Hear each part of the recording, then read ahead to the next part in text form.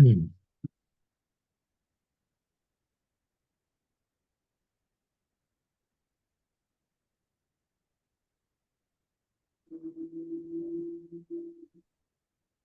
colleagues, good morning, everybody. Let's start our conference. My name is Alexander Yurchak. I'm director of Ukrainian Cluster Alliance. I have also another hat. It's I'm director of Association of Industrial Automation of Ukraine. And I'll be together, I will today rather in this role, like director of Association of Industrial Automation, because our association leads a movement Industry 4.0 in Ukraine almost 9 years. And about a year and a half, we started to move to Industry 5.0. Of course, it's impact of European Union and our colleagues and friends from European Union. And today we'll talk rather in the context of matchmaking. Why? Because we started more than a year ago, but let's say today we don't have too much connection with European country. I mean, especially Industry 5.0. So today the topic will be around different domain or segment of Industry 5.0. And of course, we want to connect today, especially this day, because we will continue as well tomorrow. Offline event will be tomorrow in Kiev, but today this is online. We'll spend more than 3-4 hours. You saw our program.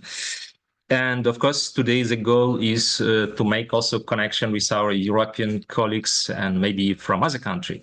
We have 15 countries in registration. Thanks a lot to European Commission and Zuzana Dutkova who make this distribution, because we are part of European community of Practice 5.0. And of course, we thank you for this engagement, this interest to Ukraine. And at the beginning, I had to pass the floor to Ministry of Economy, which is written in our program. Unfortunately, Mr. Andriy Telupa, he's today in a business trip. But I should say that we cooperate closely with Ministry of Economy of Ukraine. We developed today national cluster policy together with them. Have several projects at the national level, at regions, how to promote cluster policy. We also cooperate with other ministries like Ministry of Digital Transformation and Ministry of Strategic Industry of Ukraine on the topic of industrial innovation agenda. And we'll have also a representative of them today and tomorrow.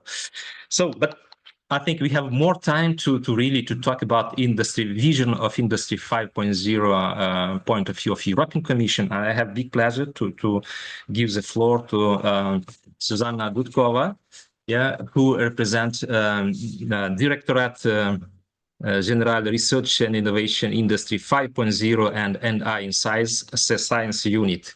Zuzana, please, the floor is yours. Thank you very much, Alexander. And good morning, colleagues, ladies and gentlemen.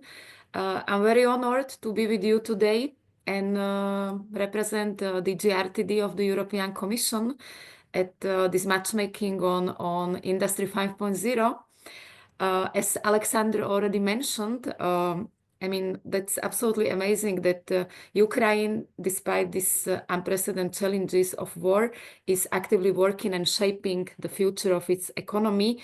And today's event, organized by Alexander and his colleagues, is another example in this direction, because, of course, you will have an opportunity to learn from each other, to share good experiences, and also maybe to set some ground for next future projects and initiatives which are driven by Industry 5.0 principles.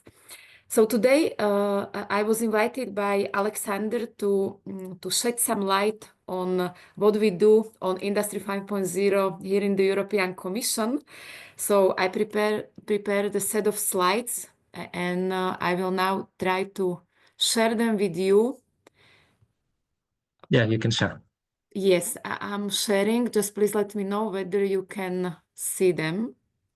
Yeah, perfect. Just make it full screen, maybe. The presentation mode, I'm just trying to do it now.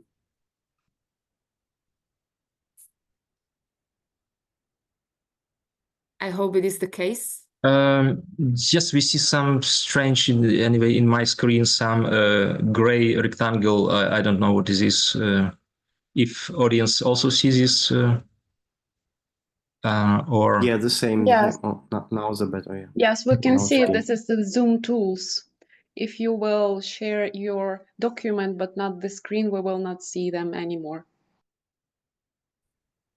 Okay, so now is it okay, or you can Yeah, still yeah. some... Now Yes? it's okay.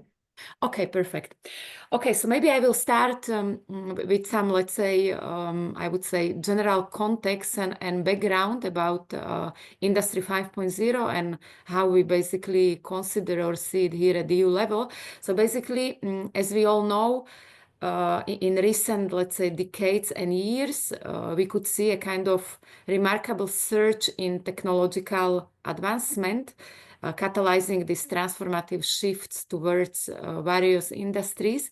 But of course, this kind of, I would say, very quick surge in this technological advancement also comes with a number of challenges and uncertainties with regards to technological trajectories and effects of this transformation on workers and society at large, and also, of course, on global competitiveness, technology sovereignty, and climate change, etc.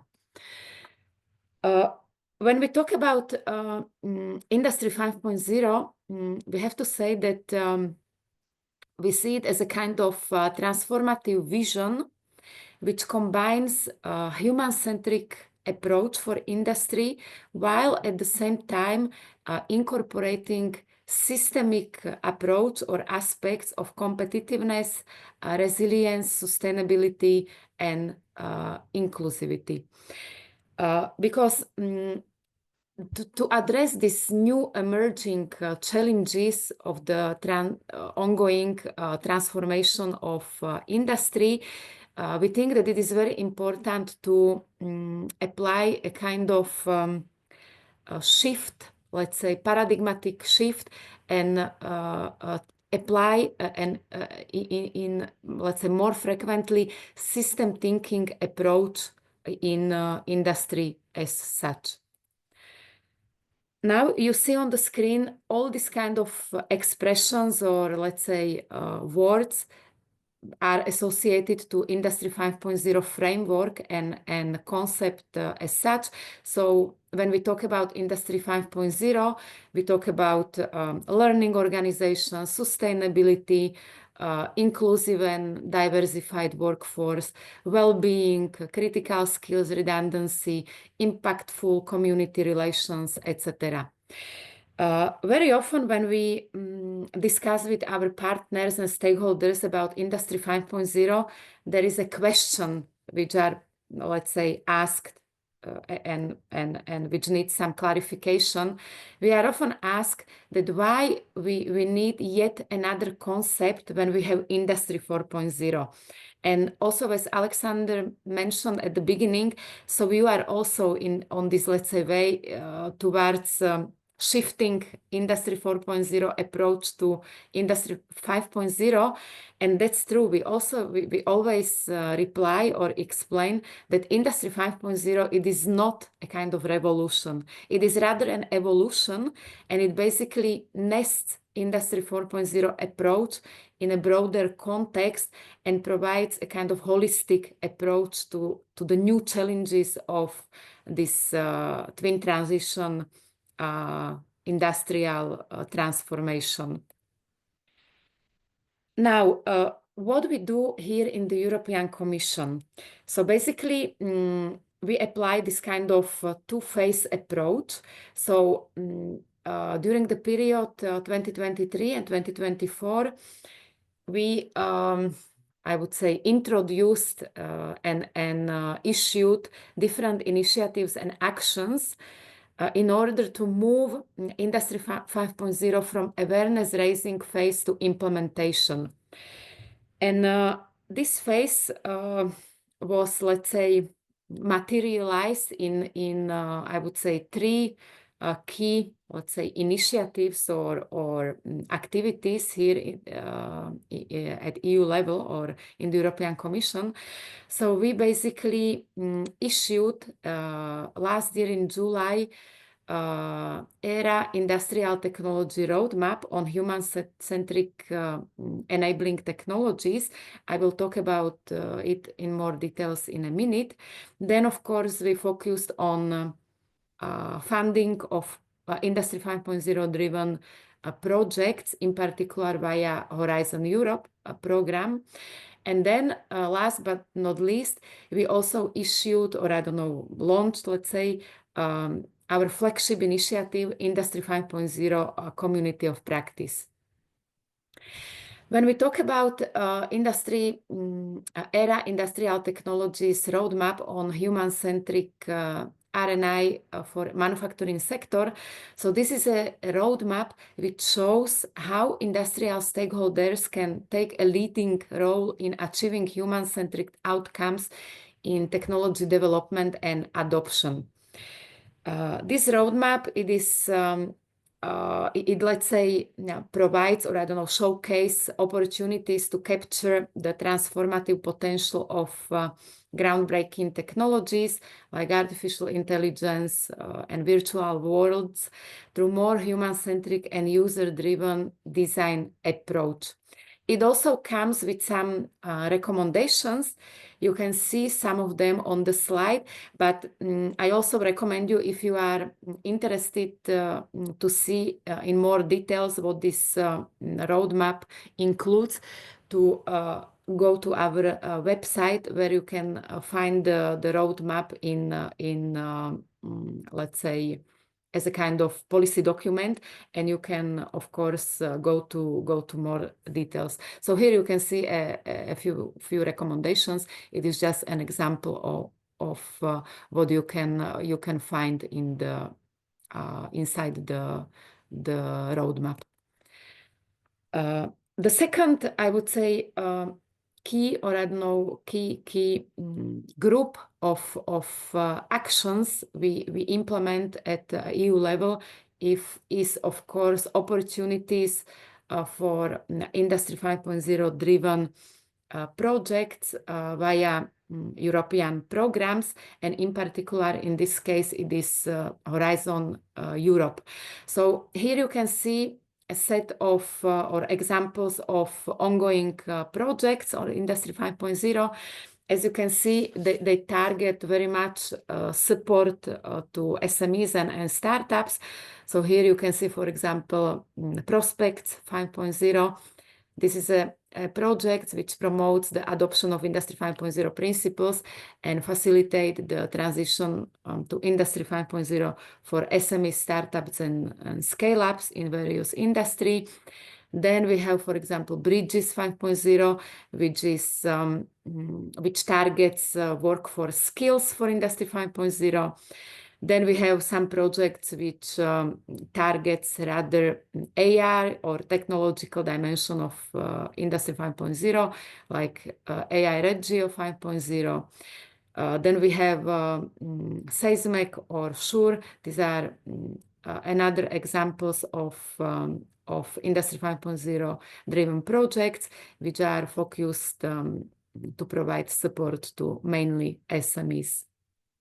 All these projects are also mentioned and integrated in our recently launched Industry 5.0 Community of Practice platform, but I will provide more details on the platform in a minute. Okay, as I mentioned a few minutes ago, so our flagship initiative here in the DGRTD, in the European Commission on Industry 5.0, is Industry 5.0 Community of Practice.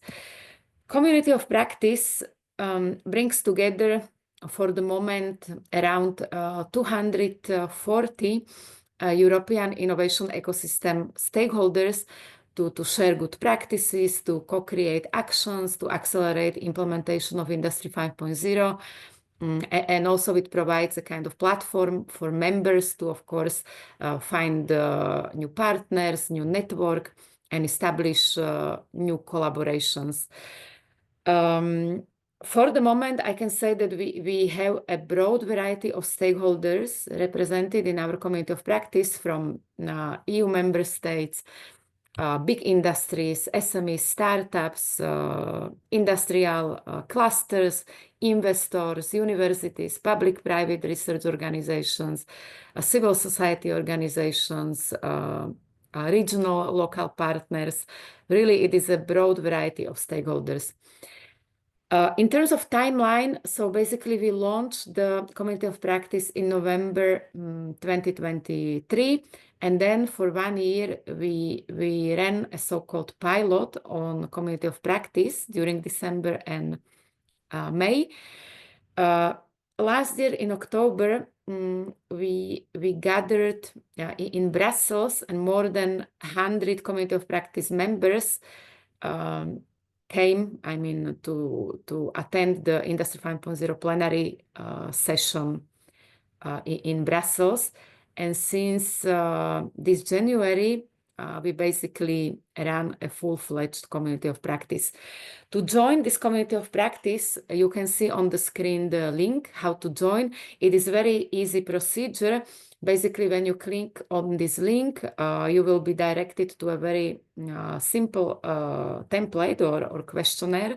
And there are only, I would say, 2 criteria to join. So basically, an interested stakeholder must be established as a legal entity in one of either EU member state or Horizon Europe associated countries. So these are the 2 key criteria. And then, as I said, you just fill in this very basic and very simple and user-friendly template, and normally within 1 week you receive the confirmation. As I said, we have a broad variety of stakeholders represented in our community of practice. This is a kind of graph, or I don't know where you can see the composition. So as you see, the most powerful stakeholder groups in our community of practice for the moment are SMEs plus startups and universities. But as I said, we have also let's say, member states, public and private research organizations, universities, investors, etc. As I mentioned, between November 2023 and May 2024, we ran a so-called pilot of Industry 5.0 community of practice. And during this period, we worked together with our members on 2 deliverables. One was, let's say, presenting Industry 5.0 or introducing Industry 5.0 as a transformative industrial R&I policy agenda. And the second one, it was more, I would say, practical, more for company level. We co-developed with our members a so-called prototype Industry 5.0 learning and assessment tool. Both these deliverables are integrated in final report from the community of practice pilot, which is also accessible via our website. But let me say a few words on this prototype Industry 5.0 learning and assessment tool, since we have with us today several, I would say, SMEs and startups, and this might be an interesting, let's say, initiative or tool for them. So basically, this prototype learning and assessment tool, it encourage or provide companies and organizations to check their current performance against human centricity, sustainability, and resilience at different stages of the production process.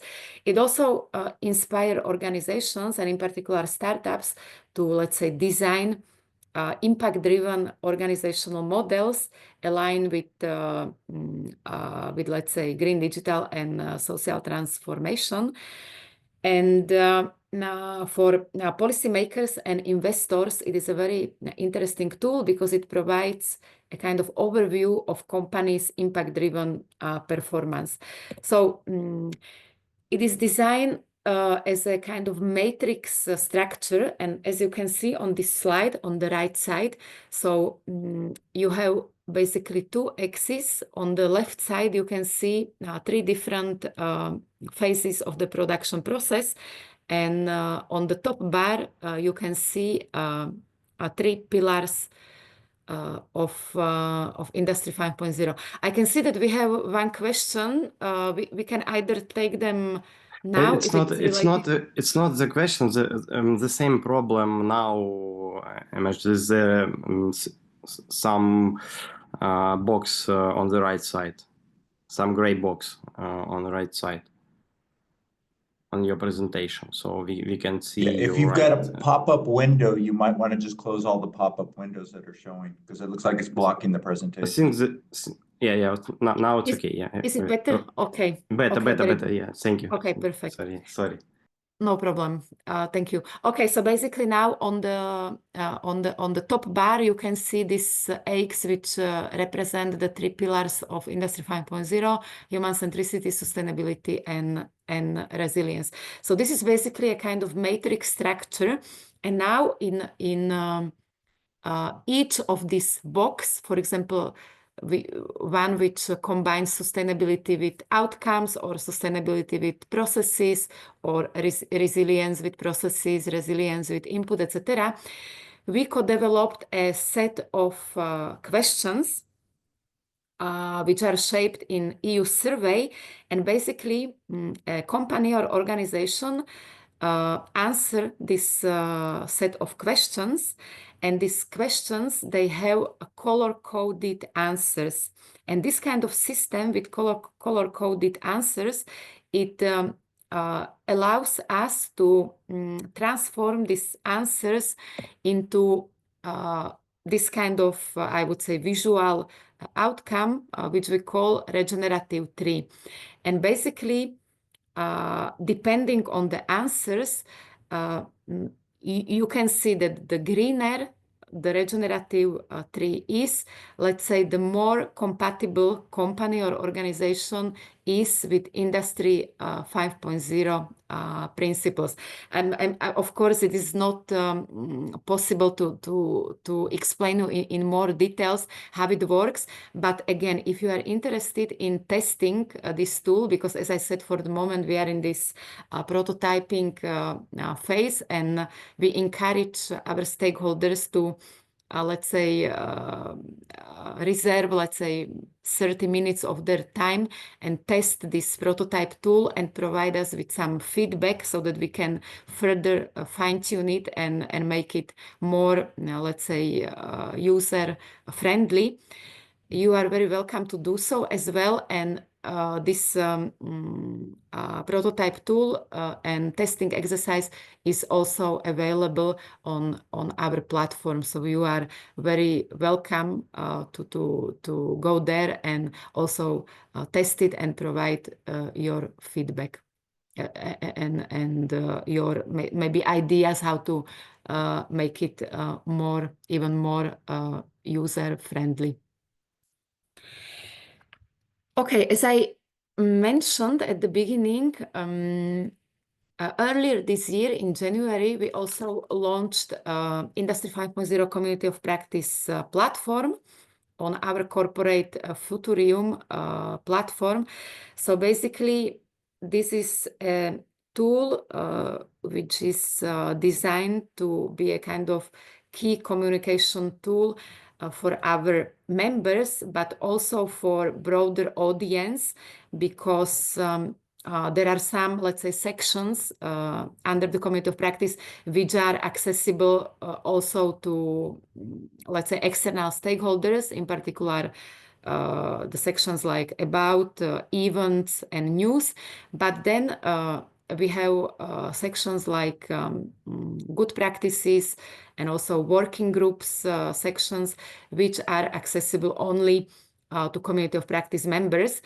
And again, all community of practice members are automatically granted access to this community of practice, where you can also find new partners, find information about Horizon Europe, Industry 5.0 driven projects. You could find good practices of Industry 5.0, which are here published by our members. So basically from a broad variety of stakeholders, and this can be also another, let's say, basis for future collaborations and possibly future joint projects. So this is basically, I would say, our key actions we implemented or initiated in the period of 2023-2024. And this year, so we have a work plan of the community of practice, which was adopted by our members in January. And as a follow-up of this adopted work plan, we basically started our activities, which are, I would say, focused this year on two priorities. We are working together via two new working groups on developing business case 5.0 for sustainable competitiveness.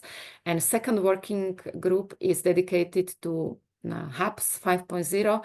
This is basically a working group which is working on, I would say, methods and approaches which could help to bring Industry 5.0 more efficiently to regional and local level. Work on these two deliverables is coordinated by, I would say, heads or coordinators of these two working groups. And the work is done in combination of online workshops and in-person also meetings here in Brussels.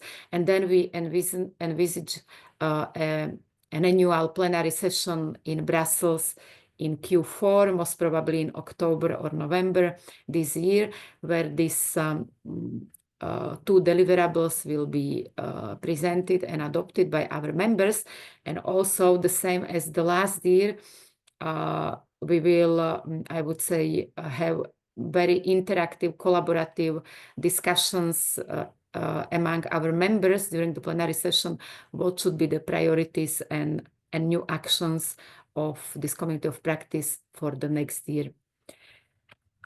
This year, we also continue with implementation of Industry 5.0 related actions from Horizon Europe strategic plan for 2025-2027, in particular in Cluster 4, Digital Industry and Space. And we are also, of course, aiming, I would say this is this top-down approach to integrate Industry 5.0 principles/methodology in new upcoming initiatives and communications at EU level. Okay, I think that I can stop here, and maybe now we will also have some time for your questions. I hope that we are still within the timeline. We are in timeline. Thank you. Thank you, Zuzana. Colleagues, you can raise your hand, either you can put your question into the chat. From my part, maybe just to start a bit discussion, we have, I will present a Ukrainian community of practice 5.0. But generally speaking, beside me and maybe Roman Kravchenko, who make part of European Community of Practice 5.0, other members are not too much oriented, you know, in information, in news, in what is going on the European level. So what would you recommend? Because you thank you for mentioning this platform, but maybe, I don't know, what is especially interesting for us is information maybe about some project, about initiative with regards to skills, especially skills, because there's a huge problem. Ukrainians are upskilling new technology as well, and resilience. Of course, resilience is our main topic. Yeah, it's large sense. So, what do you recommend to how to organize this information flow to our member? Yes, this is a very good question. Thank you very much, Alexander. And I can only repeat that I would say that the best tool where you can, I would say, stay connected, or I don't know, to get all the updates and the latest developments would be this community of practice. So I can only encourage also your colleagues and partners to join the community of practice. As I said, it is quite a simple procedure. And basically now, since you also mentioned this, I would say, challenge of skills and upskilling and reskilling, it is absolutely true. And I can tell you that we very closely collaborate also with one of the ongoing Horizon Europe project, which targets in particular this skills issue. It is this Bridges 5.0, and there the let's say leaders and managers of and partners in this project consortium, they work on so-called learning organization model. And they are making a lot of studies, very good. They have a repository of good practices. This is a kind of new organizational model for not only companies, but also for entire ecosystems, how to, let's say, integrate these pro-skill, I would say, approaches to existing structures and, let's say, models at company, but also at ecosystem level. So I would definitely encourage you.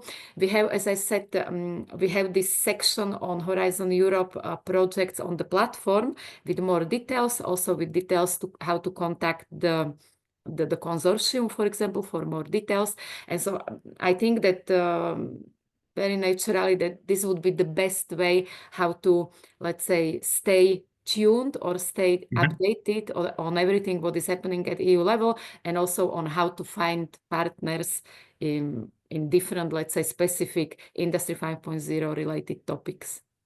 Okay, thank you. We have another question from Yuri Skorenki. Yuri, please. Thank you. Can you hear me? Yes. Yes. Great. So greetings from Ternopil, and as a representative of the university, I would like to ask you about, latest experiences shared during those activities in 2024. After the awareness raising phase has been completed and we are amidst the implementation, what are the main obstacles currently for organizations of different scale to implement this new approach, to embark on new practices, and to join communities of practice? Yes, thank you very much. Very good question. Yeah, so basically, as I mentioned, via this community of practice, we try to combine two approaches, top-down and bottom-up. And for the bottom-up, for the community of practice, we somehow want to make it clear that community of practice, it is a kind of, I would say, platform for stakeholders to raise their voice, right? So we just want to support what our stakeholders thinks should be done together, and how we could somehow accelerate the implementation of Industry 5.0. And that's why during the plenary session in October, this was a kind of, let's say, final point of the from awareness raising to implementation phase. We had in the afternoon a set of very rich and I would say very important collaborative sessions where our 120 members at that time, they discussed what should be done together to scale up, let's say, Industry 5.0 and to prepare the ground for its large-scale implementation in Europe, let's say. And they concluded that the most important and I would say the most urgent issue for the moment is that we don't have this business case. So something like the case with these building blocks, that what are the key challenges of this ongoing, let's say, industrial transformation, or how to say that, where we would like to see European industry, let's say, I don't know, in 10 years, and what we should do together following the Industry 5.0 principles to make it happen. So basically, really to have this kind of comprehensive business case, how to make it happen. And that's why this year, within the community of practice, let's say, umbrella, one of the two existing working group, it is really trying to address this kind of challenge. And we hope that by October, we will have this comprehensive business case 5.0 for sustainable competitiveness. This is this actually, we should a bit shortly because it's time is sorry. Yes, and then of course very shortly. So this is a bottom-up approach and top-down. At our level, of course, we will try our best to implement, or I don't know, integrate Industry 5.0 principles with this human centricity learning organization, etc., in as many ongoing new and upcoming initiatives to be published and issued at EU level as possible. So I would stop here.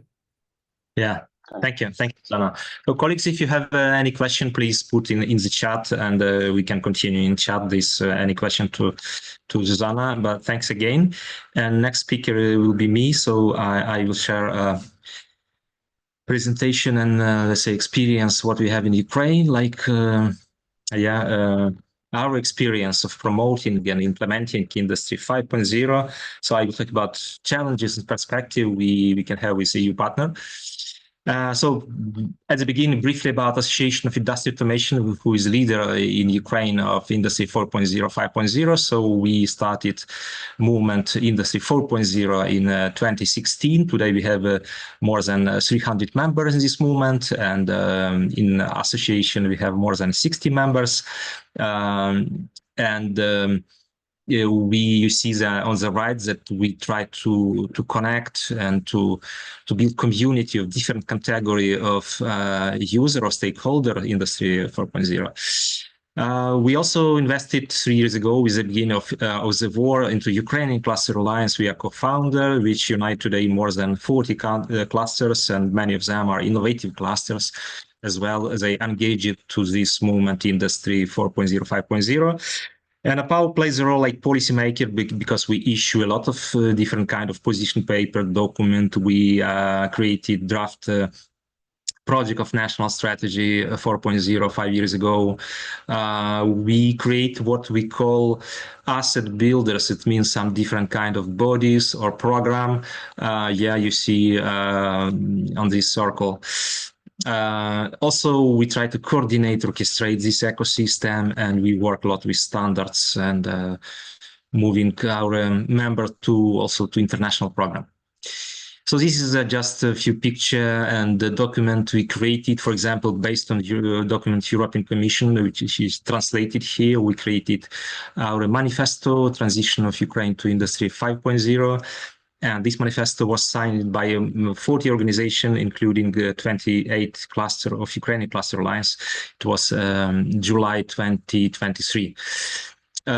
So today, how we see Industry 5.0. Of course, we support all 3 main pillars. Zuzana said already, about human centricity, resilience, sustainability, but situation in Ukraine is quite different. And when we say that technology should, let's say, serve to not just to businesses or profit, but to people and planet, we do not forget about security, defense. And I would say that today our movement is to high extent influenced by sector of defense. And what we see also is the level of technology that really our innovator react very fast and very strong to this challenge of security and defense. And in most of our program, Ukraine Plus Alliance and APPAU, security really is priority number 1. Of course, we promote this message that resilience should be everywhere. It's our imperative for survival. We see also many, let's say, solution and approach oriented to mass decentralization, modularity, and autonomy. What is also a clear sign from militech and defense sector is the leadership of technology like AI, robotics. And this is very good sign for manufacturer, for many industrial sector in Ukraine, that we see many signs of revival of Ukrainian leadership and product-oriented approach to dual-use and tech sector. Second trends would be mentioned about our, let's say, better synergy and better cooperation with government. Especially, we analyze and try to react today to strategy of Ministry of Digital Transformation, which is called Win-Win, which proposed today a sectorial strategy by sector like AI, robotics, and so on. And of course, we work, and this is a really good trend for us. We see more and more integration of our cluster SMEs, innovator into different EU programs. So this is like last trend we see in our country, but this is really, we try to integrate, especially security, defense, up to us should be like element also of Industry 5.0, because we are talking about the same industrial sector. So these are 10 principles of our manifesto, and we divided, in fact, them into 2 periods in time. Like we have these 4 first relates to the period we are today, like resilience period. We still did not win the war, so we are still in the position of resilience. That's why this second principle is really very important for us. And the next one, we estimate, will be really very important during the recovery period. So we can talk that Ukrainian understanding of Industry 5.0 is like 3 transition. It's about security, digital, and green.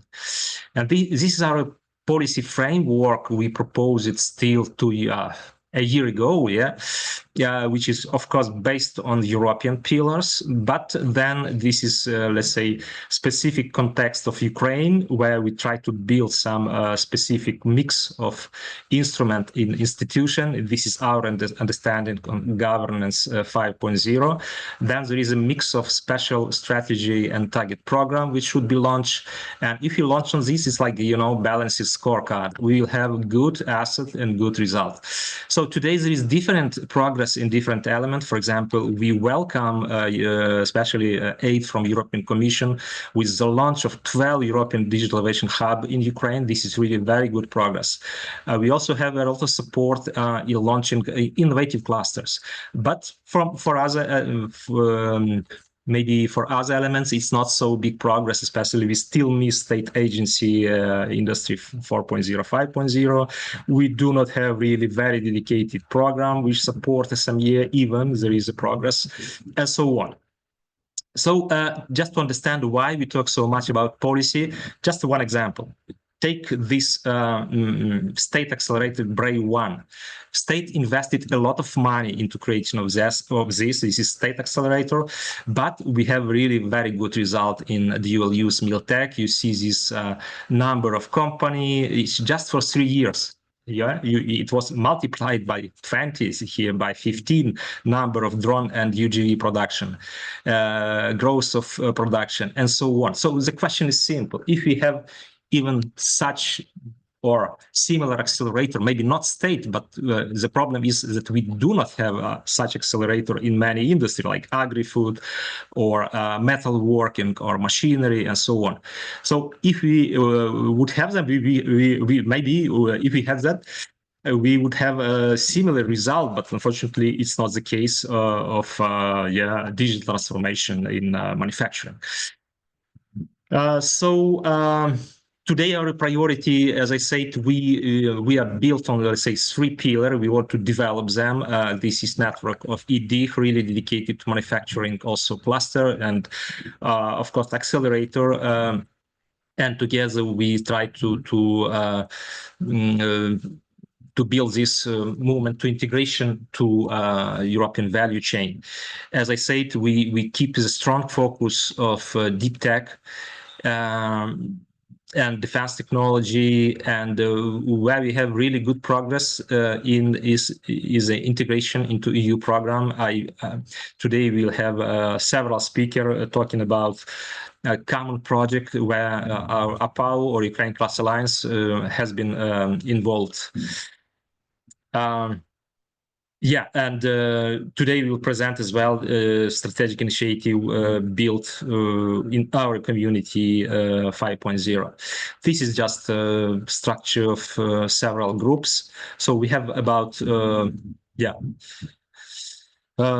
seven working group working on different aspects of industry for 5.0, and today we will present several of them. So the main role of this working group is to develop strategic agenda for technology sector or even for industry.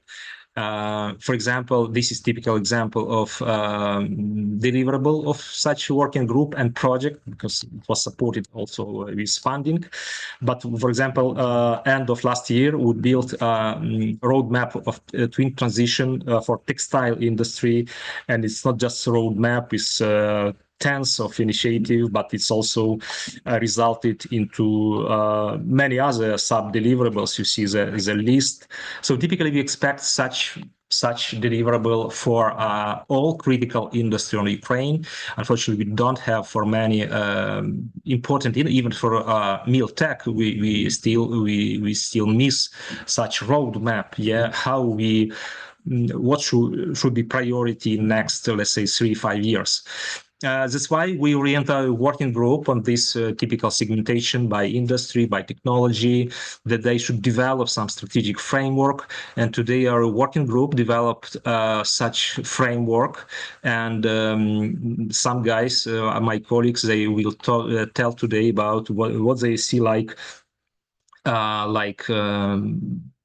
about challenges, about strategy, roadmap, and so on. So for us, it's really to start to systemize this, let's say, this picture, this future about Ukraine, just because the market is very, very fragmented, and if we do not consolidate, we lose just effectiveness, we lose our resources, time, and in many cases we cannot allow ourselves to do it. So talking about main challenges, market challenges, typically it's like, Ukraine is an emerging country, of course, so we have a low level of digitalization automation in almost the industry. Today, we have growing gap and lack of skilled workforce and gap in education, and also because of many skilled workforce, especially men, they are mobilized to the army, and we should replace somehow them in manufacturing.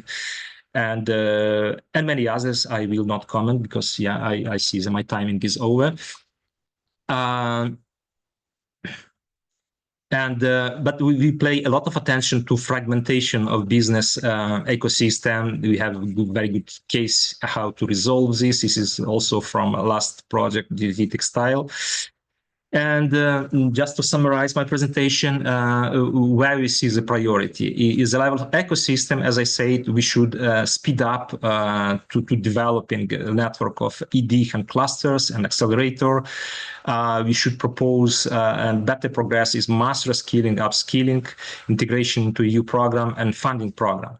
And by sectorial level and technology, of course, we are talking about acceleration in implementation, AI, robotics, IoT, cybersecurity, about integration with dual-use middle tech, integration, integrated educational program, and of course, building some common platform, especially we pay a lot of attention to federative data space platform. What does it mean for our European colleagues? We are looking for collaboration, especially in consortium in EU programs that mentioned it today about Horizon, but there are many other programs, especially we are interested in how to join to EDF, which also pay a lot of attention to innovation, but in the meal tech sector. Of course, we miss a lot of funding, especially for the program reskilling, upskilling, testbed prototyping, because it's a really weak point of our educational and R&D institution. And it can be strange, but we need much more engagement of big international company, even those presented in Ukraine, like big brand of industrial automation or IT, and of course, a key European institution. So today we will present our partner from a European project. We cooperate already in Twin Transition Industry 5.0. Also, we will see today our leaders of working group, I mentioned it. And we have about 1:30 in Europe. It will be 12:30. Some discussion. So we'll propose you to split by 6 group, where we'll have a specific discussion more oriented to Ukrainian challenge, but we hope it will be also interesting for our European colleagues, to discuss and to look together answer on this question you see in the list. They will be led by our leader of our working group, community of practice. And we also invite you, this link will be in the Zoom chat, to join to our leading firms and company, which represent today the leading edge of Ukrainian industry 4.0, 5.0. By the link, you can find the profile of this company, and you can just easily put with them into the contact. This is briefly about, not very briefly, but I try to be, let's say, competing with all my messages. Next speaker will be very important. It will be about Igor Kosuba will represent our working group of cybersecurity. So I'm sorry to do not answer your question. If you have any, please put in the chat, because Igor, I know that he should leave in 10 minutes. So Igor, the floor is yours. Thank you very much, Alexander. Thank you for presentation of all our activities. I hope you can see me and hear well. Yeah, that's okay. Perfect. Yes. Yeah. Let me share. Sorry, I don't know why Zoom is super slow. Yeah. Just a second. Still trying to share. So yeah, briefly about cybersecurity cluster and what we've done and where we actively working to basically find this synergy and exploit the results for Industry 5.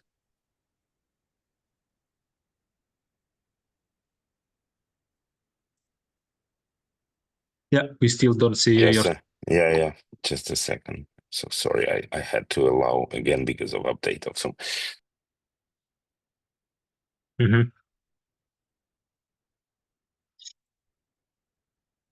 So while Igor restart, I just comment a few words. So Igor represents its company, iSolution. He is our leading expert in cybersecurity, and he is professor in London University.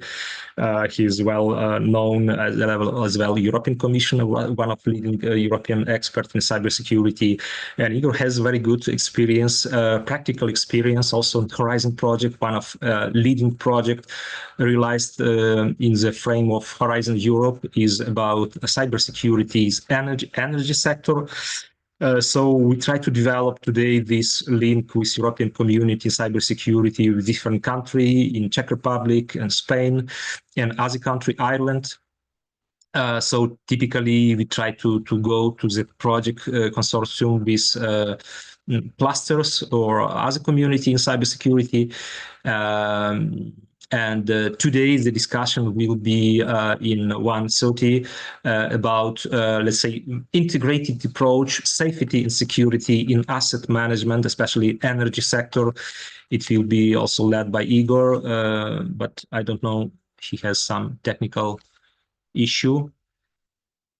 Let's start. So waiting for Igor. If anybody has a question to my presentation or messages in, because Yeah, I don't know if there was some new stuff for you, but you see that the European approach is different, especially with accent on defense and security. But you should understand that this is obvious situation for us, how to merge the, not just technology approach, but let's say approach in policy, in consolidation, different kind of community, and so on. Igor, you are with us?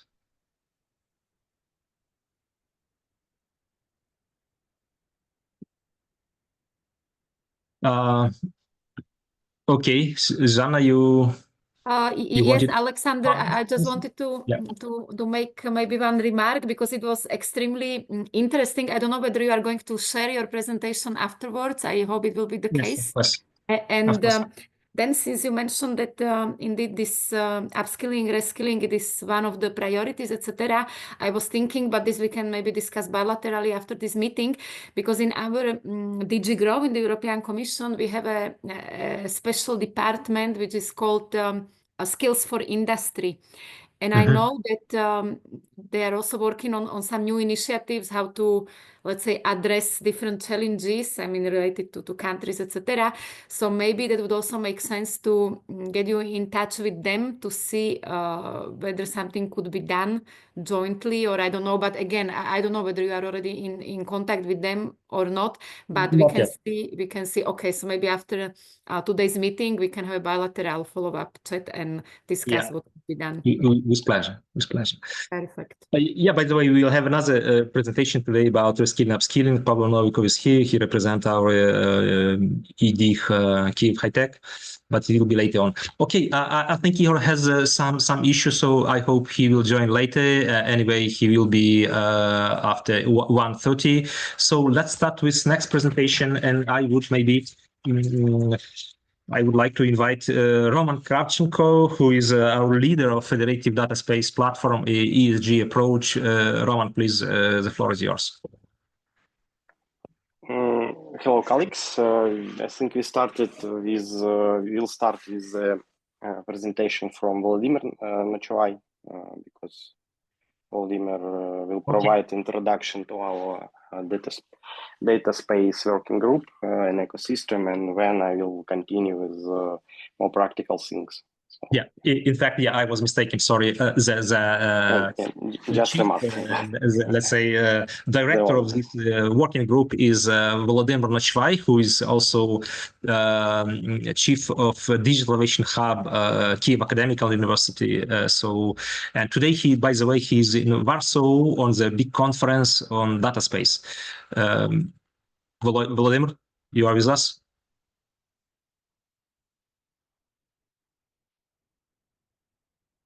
Volodya?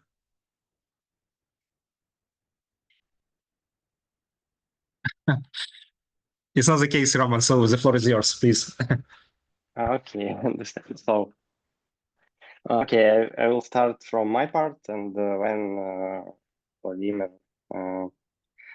add some details about the general and more strategic things.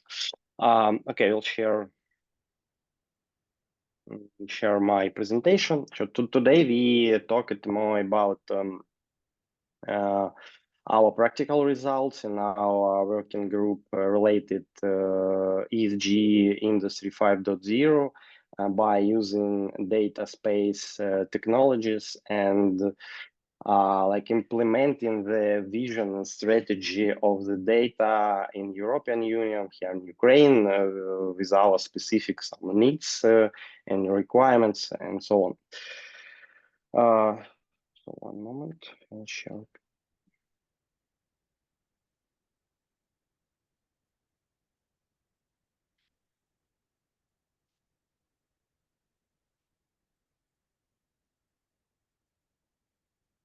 Do you see my screen? Yes. Yes. Okay. That's good. Yeah. Thank you for attending this conference. I'm sure that have today very interesting communications and many like a lot of joint ideas in the direction of synergy between Ukrainian and European experts, because it's quite new topics, not only for Ukraine, I mean Industry 5.0, but worldwide. So all people understand that we need to change something, but today we try to find this way how we change these things to move to like more better life in general sense. Brief introduction: our company Fluid2 Solutions, more than 11 years in the market, and we specialize in developing digital platforms to enhance sustainability and industrial capitalization. We use primarily some technological stacks like based on digital twins, blockchain, and data space. And our vision that we use these digital technologies for engineering the market, first of all, the market institutions and the state institutions, to enhance the sustainability, resilience, and industrial capitalization. So today we need to understand that we face with a global disruptive transformation process and the challenges. So we move step by step from global value chains to federated value chains. And today we see emerging the new like micro regional value chains like the BRICS, ASEAN, Shanghai Cooperation Organization, and one of the biggest and one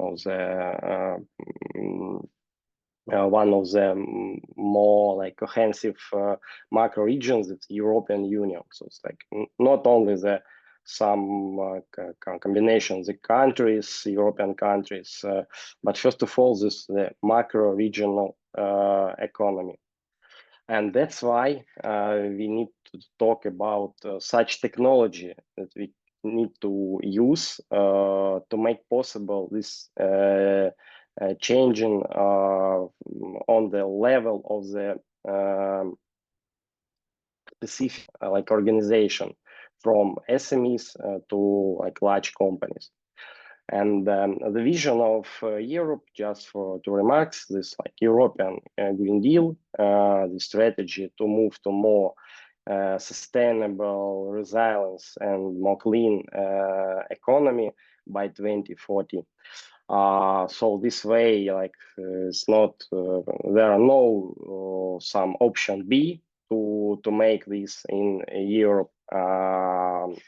And the European Union started, and European Commission started to provide the practical frameworks and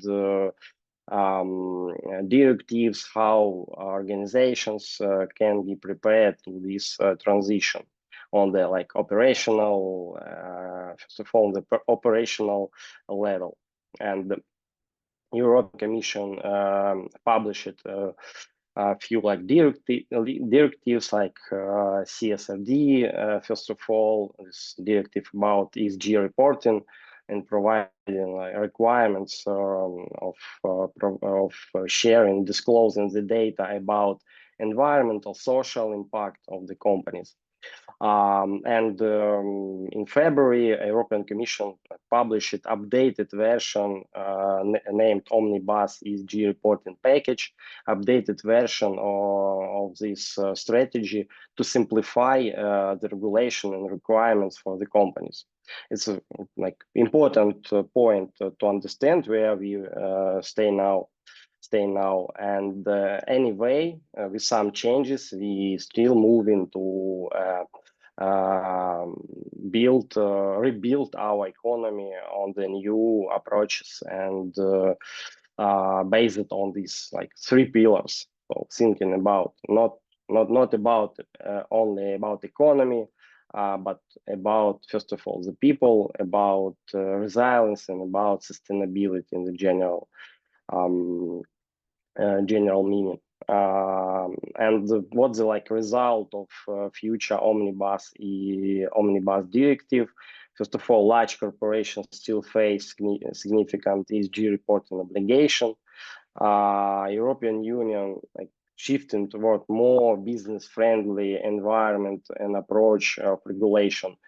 First of all, to reduce the challenges for SMEs, and like still open the question: what about investors? How they can like get a reliable and understandable data about ESG impact of the companies? What's the outcome of like implementing this Green Deal and more specific regulations like CSRD and ESR for specific industrial companies like in Ukraine, for some manufacturers in Ukraine? First of all, it's totally changing the logistics of goods and services. So the companies with not good like level of sustainability and ESG ranking in the future will face with like restriction on the global and first of all European consumer market. And like this, the challenge to integration to European value chain. For example, for another side, and it's like more important, even more important for business. This like changing the logistics and access to capital and funding. And like ESG parameters of the business will be more crucial for investment companies, for different specific programs, funding programs, and so on. And in our company, we are working on like building framework to help industrial companies to rebuild, to rethink and rebuild day-to-day business processes on the new approaches, using new technologies. So, and like we will prepare some ESG framework based on the, like 3 levels, and this from one side is framework, from another side is like strategy to implement this approach of Industry 5.0 on the practical way, not only like just understand what is Industry 5.0, but what the specific company need to do today to start like move to this new paradigm. So it's about implementing the 3 classes of machines. It's like energy machines based on such technology like smart factory, smart things, Internet of Things, industrial Internet of Things. The next layer and then next component is information machine based on the such technology stack as digital twins, AI, data space, and connectors to the European Union data space. And the third component is value machine. On this layer, companies, enterprises start to manage not like the resources and the assets, but start manage the value in line with like new vision of sustainability. And here, like we play with our technologies like blockchain, DLT, and industrial fintech to make possible and provide tools to work with sustainable value for industrial enterprises. As a result of our like investigation, many years investigation in this topic, we are since 2017, so like many years already working on like understanding and building some models, economic models, and as like result building the digital platforms. And one of the example such platforms is ESG Cluster Hub. This joint project, this co-innovation project with Ukrainian Cluster Alliance and Digital Innovation Hub from Kyiv academic universities. Platform that provides like tools and environment to connect Ukrainian manufacturers to European Union cluster economies. and provide tools that help enterprises, first of all, SMEs, the members of the clusters, to be aligned with European Union regulations, like in general European Green Deal, CBAM, CSRD, and so on. And 1 minute. 1 minute. Huh? 1 minute. Okay. Okay. Yeah. And previously, we implemented the pilot project together with Spain and Ukrainian partners in the consortium. And now we are working on the next step. And this project was recognized by Interact Europe as good practices, as one of the best practices, regional best practices for clusters.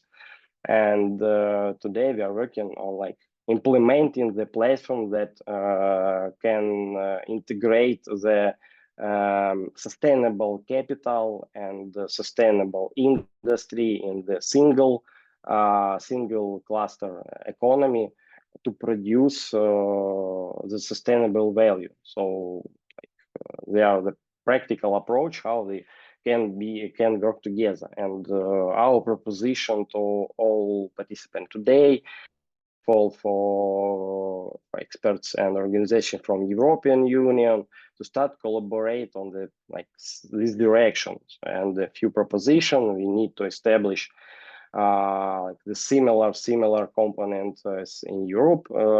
This manufacturing XUA is the data space, industrial data space from Ukraine side to make possible integrate Ukrainian cluster economy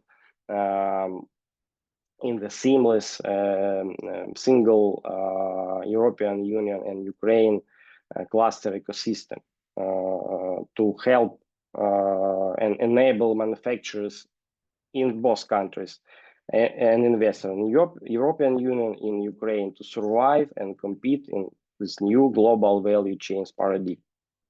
Yeah. So yeah, that's why that's all. So if you have questions, I will let to Thank you. answer. Thank you. I think there will be question. You can continue in chat. There is also short introduction from Volodymyr Ochvai. The same topic. Volodymyr is from Warsaw. Volodymyr, please. Okay. I don't know whether to use presentation or I could just few words generally. Yeah, please. Yes, I'm now in Warsaw, opening data space symposium. Define some challenges in data space, like sustainability of data spaces during the data exchange, because it's we need not only create but support these data spaces. And was some numbers that in Germany, for example, about 400 million spent to support the manufacturing X data space. And other countries of Europe also some more than 100 million support. And generally in Europe, it's more than 1 billion.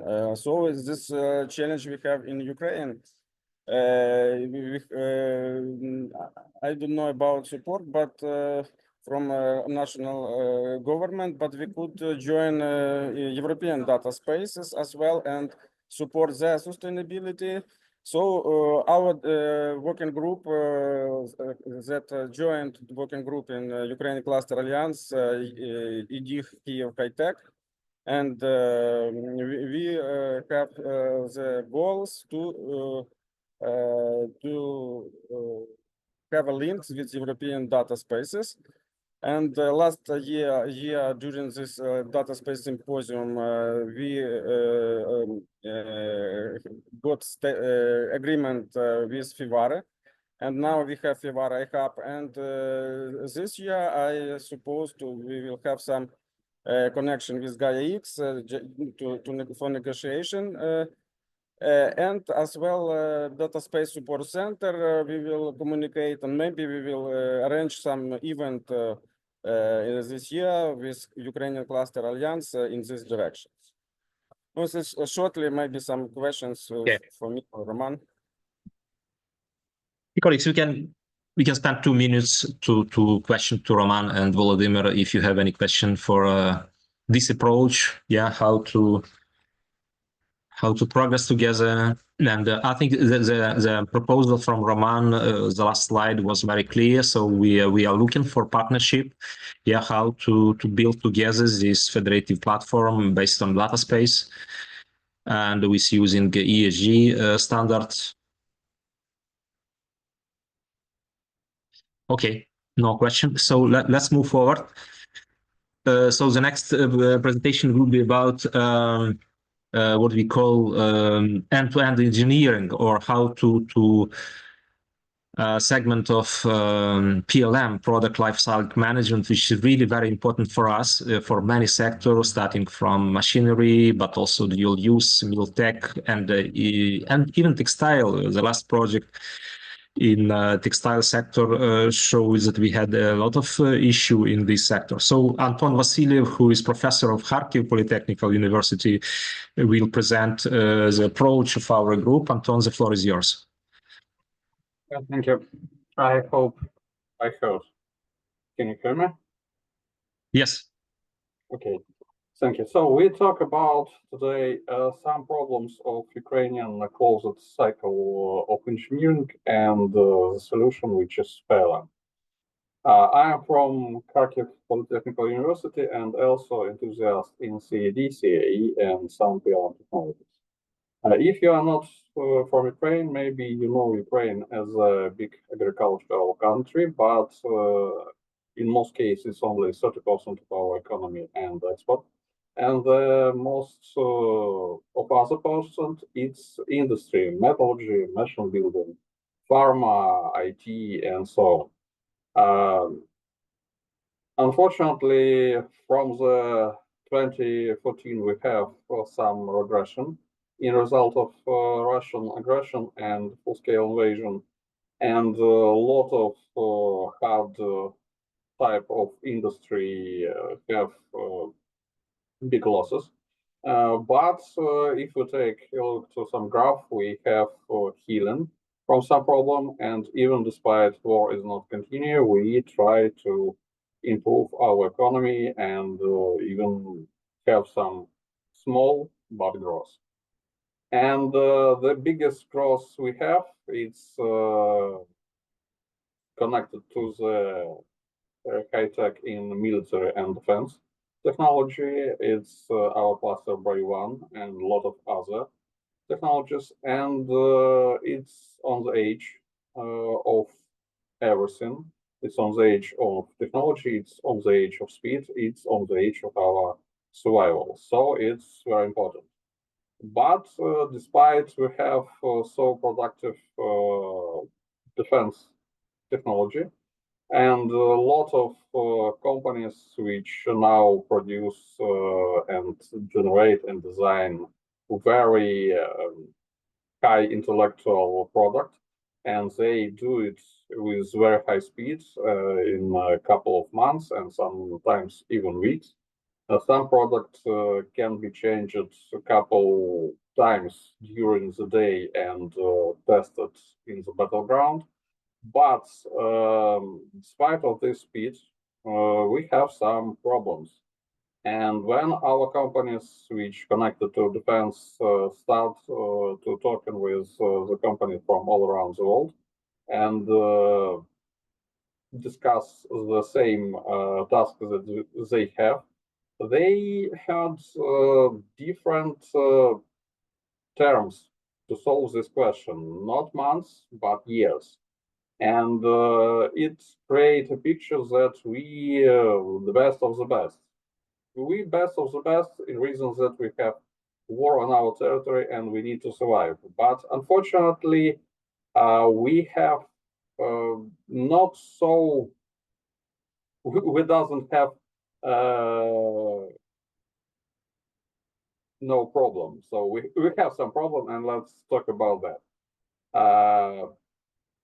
The same problem, not similar, but some kind of same, was, for example, 40 years ago in the United States in car industry, and it was with big losses and big problems. And in 1985, AMC company and then Chrysler create idea of product lifecycle management, which creates the full cycle of everything which connected to the product design, to the product using, to the product conceive, and even to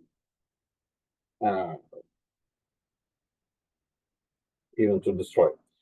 And this idea was very interesting. It was very productive, and in the 2004-2008, it became the worldwide idea which tried to implement in all other industries, in all directions, all country, and even Ukraine.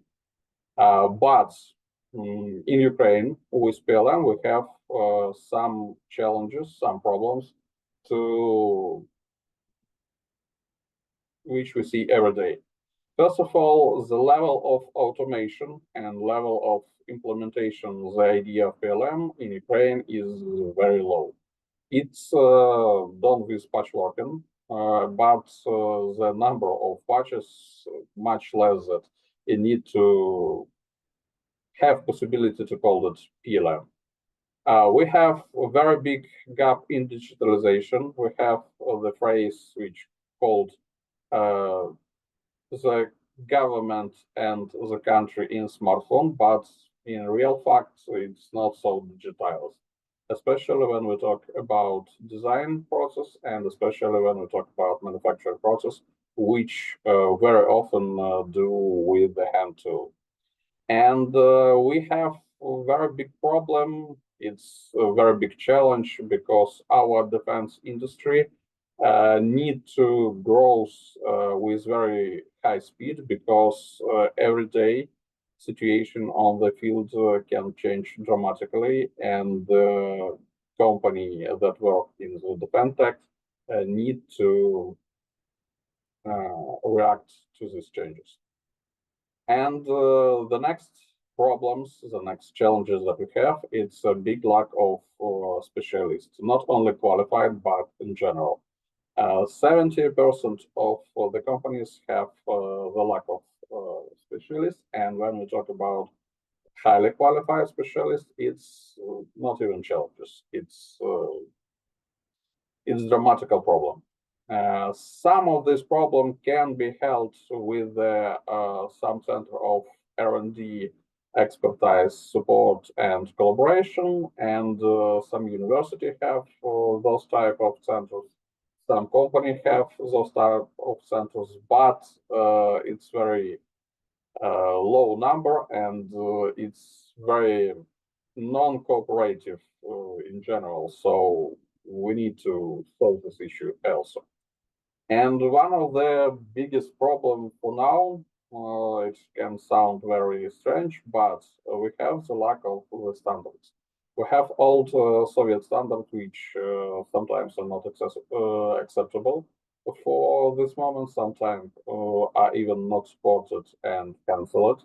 And we have a very low level of knowledge of international standards, and we have some problem with accessibility for both for industry and for education. And every of this problem by themselves are not so big. And as we talked previously, some of our companies show the growth and show results even despite of all these problems. But it's when we talk about the sprint run, because you can't win the marathon with sprint speed. You need to run with other approaches. And you need to scale your business, you need to scale your manufacturing, you need to scale your design process, you need to scale everything. And you need to become from the startup to the normal company. And every of this problem can stop this scalable by at once. And in most cases, we have all this issue in one time. So we have a couple ways to solve. We will talk about this later after 1.5, but 1:30. But in general, first of all, we doesn't have resources to implement PLM with all questions, with all technologies that PLM needs, but we can do patchwork automation. But we need to have much more patches than we have now.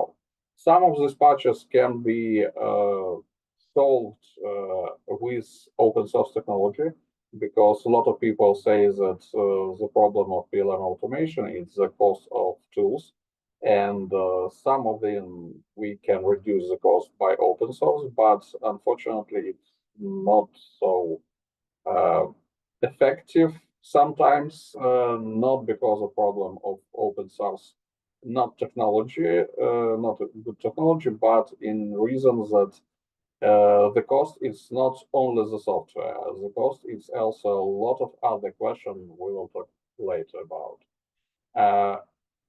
Artificial intelligence can help in very different way in automation of business processes, in automation of design processes, in automation of everything, and we must use it.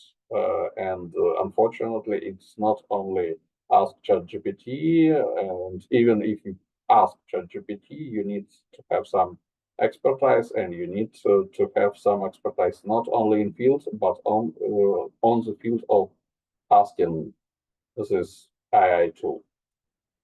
We need to have collaboration between industry, between education, in a lot of different terms and positions. And as say previously, Alexandra, with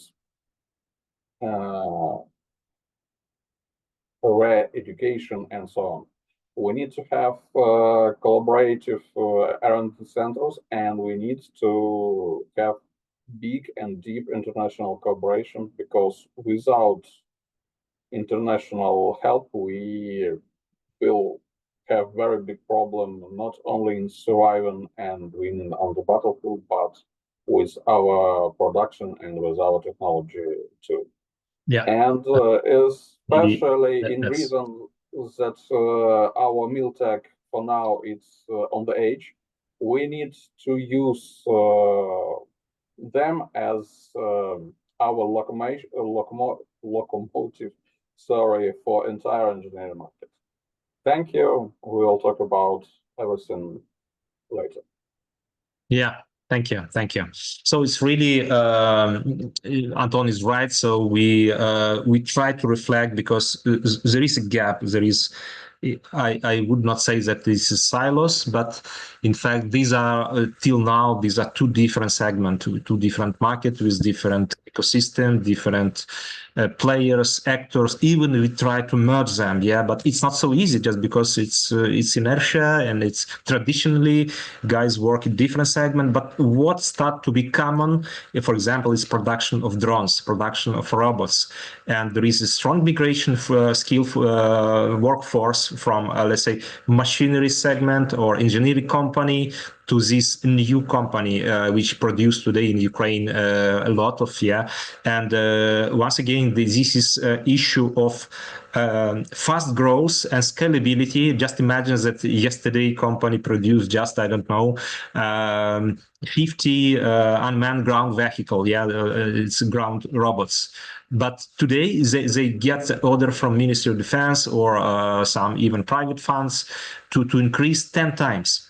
So without really modern tools, modern approach, how to manage product lifecycle, how to manage this scalability, production, manage quality issue, people, skill for skilled workforce and so on, it's impossible to quickly grow with the same speed, the same quality. Yeah, so that's why this working group is really very special and important for us, really to support SME and our members of our community in this transition. Yeah. Thank you, Anton. If you have any question, please put it in chat to Anton, and we will continue this discussion about PLM, product life management. Yeah, how to manage with that. Yeah, with how to increase automation, digitalization of in 130. So I don't know if Igor Kotsuba, because we missed, but I know that Igor had to leave, but he will come back. Okay, let's continue with next speaker. So Alexander Bachkasov, he represents working group AI, industrial AI. Alexander, the floor is yours, please. Thank you.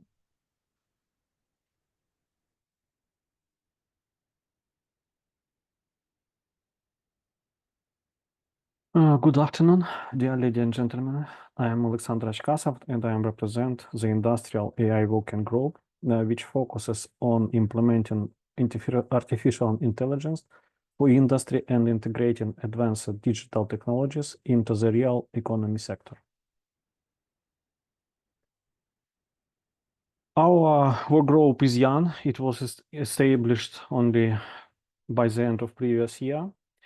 Our team brings together researchers, engineers, business experts, and digital technology specialists.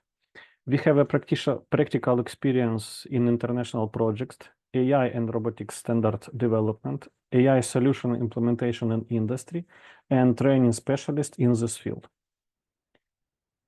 Artificial intelligence and digital technologies create new opportunities for industry, but their implementations comes with significant challenges. At the global level, the development of AI and robotics face several key challenges. First of all, the ethical and legal issues related to AI decision-making, responsibility, and the risk of biased algorithms. Second, access to quality data, high-quality data. Access to high-quality data is limited, as many companies keep their data as a competitive advantage. This makes it harder to create large-scale AI models. Another challenge is cybersecurity and the risk of AI mistakes, especially in autonomous systems and generative models. A major issue also is technological dependence on large corporations and limited access to critical computing resources, such as high-performance chips for AI training. All these challenges slow down AI adaptation in industry and require a strategic approach to overcome them. In Ukraine, the development of AI and digital technologies also faces several challenges that slow down the integration of innovation into industry and the economy. One of the main barriers is limited access to high-quality localized data. Many industrial enterprises lack structured data or are not ready to share it for analysis, and making AI model training, in this case, making AI model became more difficult. Another issue for Ukraine is the brain drain of AI specialists. War and economic instability are causing the migration of high-qualified professionals, leading to a shortage of experts for AI development and implementation.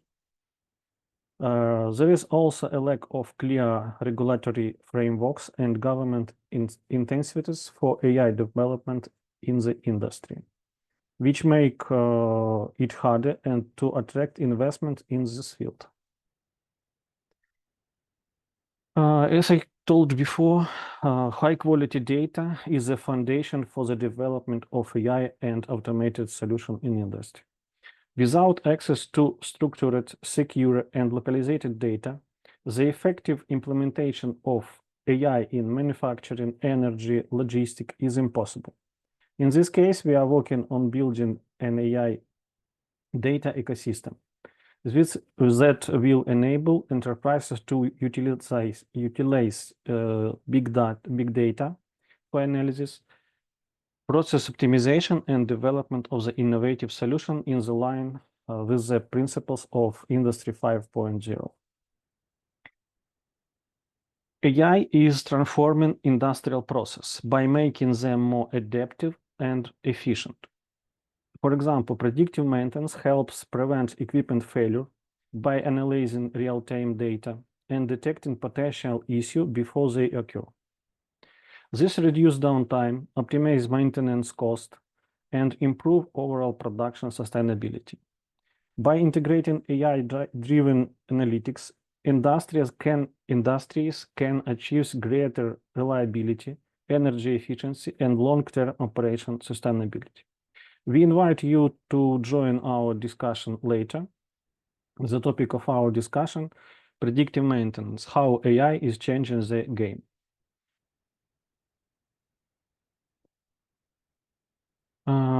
Another challenge is training AI specialists for future. The development of artificial intelligence in industry is impossible without training specialists who not only understand AI technologies, but also understand how it's possible to integrate AI into the real production process. Industry 5.0 approach requires a new level of skills and knowledge. It is a combination of technical skills, analytical thinking, and ability to work in interdisciplinary teams. We are interested in developing educational programs in collaboration with university R&D centers and business to train professionals in using AI for production optimization, robotic system management, and data analysis. We are also committed to reskilling programs to help specialists from traditional industries adapt to new conditions. Workforce reskilling will be especially relevant in the post-war recovery of Ukraine, considering the shortage of skilled professionals and the need to build a digital economy. We develop of the AI ecosystem in Ukraine. The development of AI ecosystem in Ukraine should be based not only on technologies, but also on people who are able to implement and improve this technology.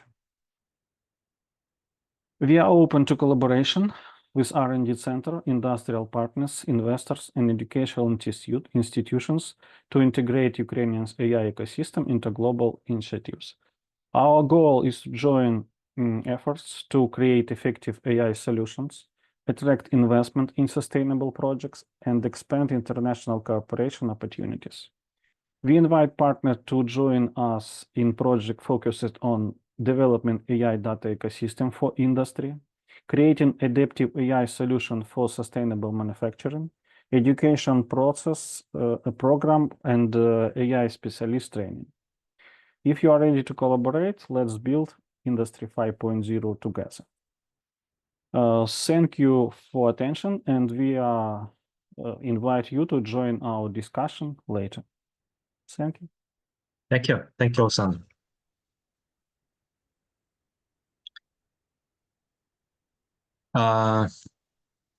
Any question?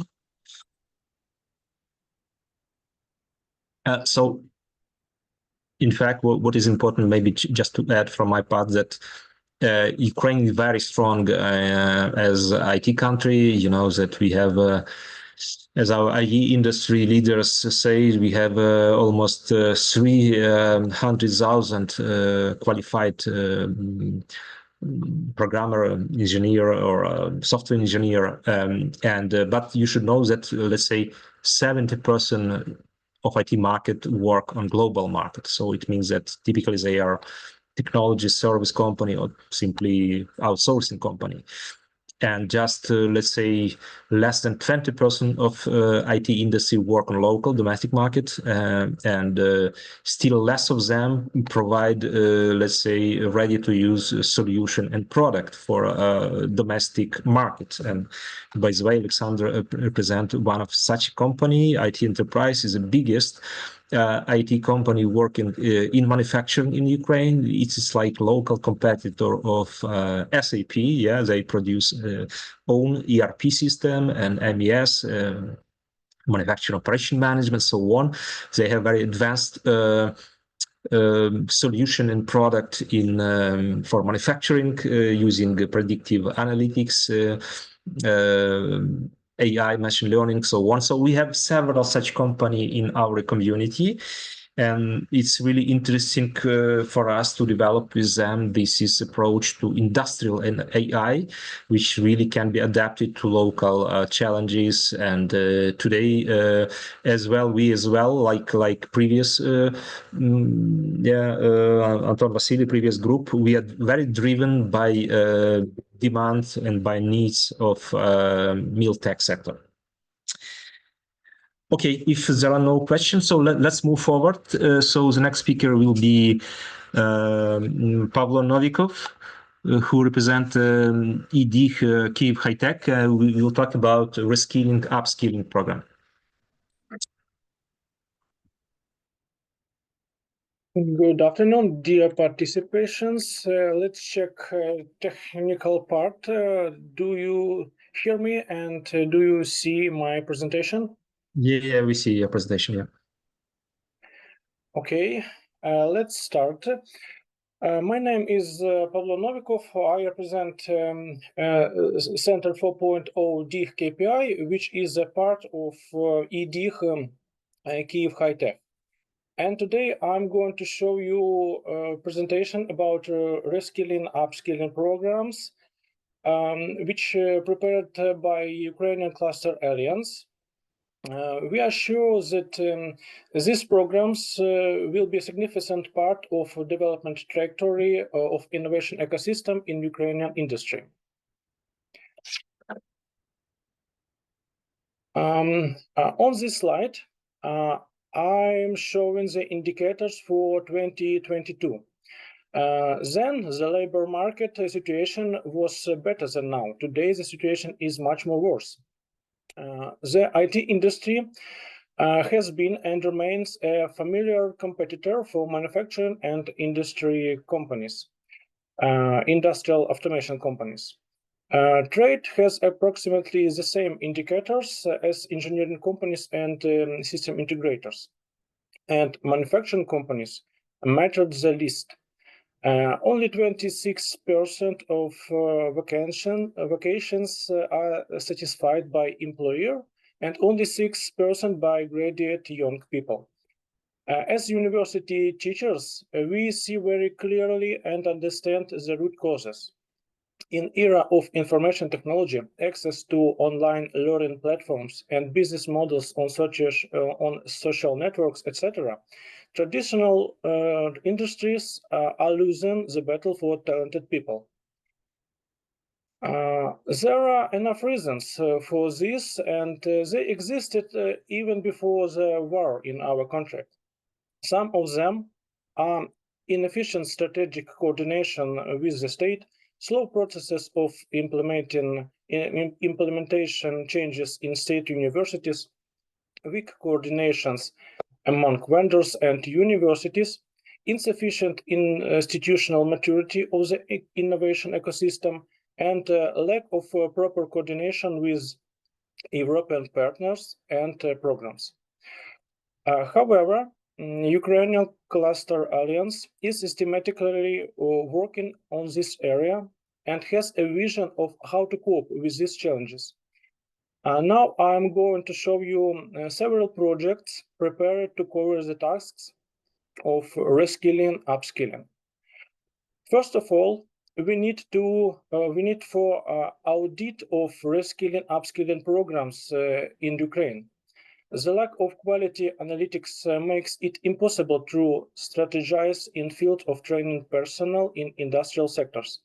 As you can see, number of opening vacancies significantly exceeds hiring, and this trend is systematic, which indicates a mismatch between employees and employers. The second is industry reskilling, upskilling school, scaling up best experience in vocational training. The lack of school for training workers and engineers is planned to be reduced by implementing best practice from successful re-up projects from 4 clusters, which part of Ukrainian cluster areas from Kharkiv, Mykolaiv, Rivne, and Khmelnytsky. Next, awareness campaign. It close to previous project, but this focus on informing, advertisement, and share best practice. Previous project focus on analysis of market. The next, fourth, launching edX as an instrument for reskilling, upskilling, transformation.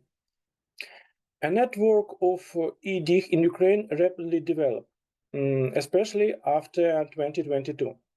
Some of them are supported by the European Commission with financing, but they do not have a special focus on reskilling, upskilling. For example, our edX Kyiv High Tech have members with expertise in reskilling, upskilling programs. I will speak about it later. The next, this is fifth bootcamp re-up or re-up incubation programs. Creating bootcamps as incubation programs for strategizing and reformatting the re-up landscape is already practiced in IT industry. Why we cannot make it for industry applications? The outcomes you can see in this slide, and the last but not least, and for me is very close. It is for me. It is a launching online training platform. This is idea of practicing teachers who have experience in the field and teach reskilling, upskilling courses for big vendors. I am also belong to such teachers. We see that state educational programs and form of studying are not suitable for adult workers. Online platform where workers can obtain start skills for deep learning is a key of successful reskilling, upskilling. This approach is more flexible for workers because they don't need adapt to university schedule. There are also many another benefits such as distance learning, access to manuals at any time, watching video content, etc. But we understand that after achieving some level of knowledge, students need personal interaction with a teacher.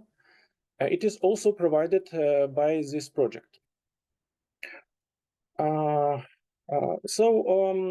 My presentation finishing, and I would like to conclude my presentation with a statement.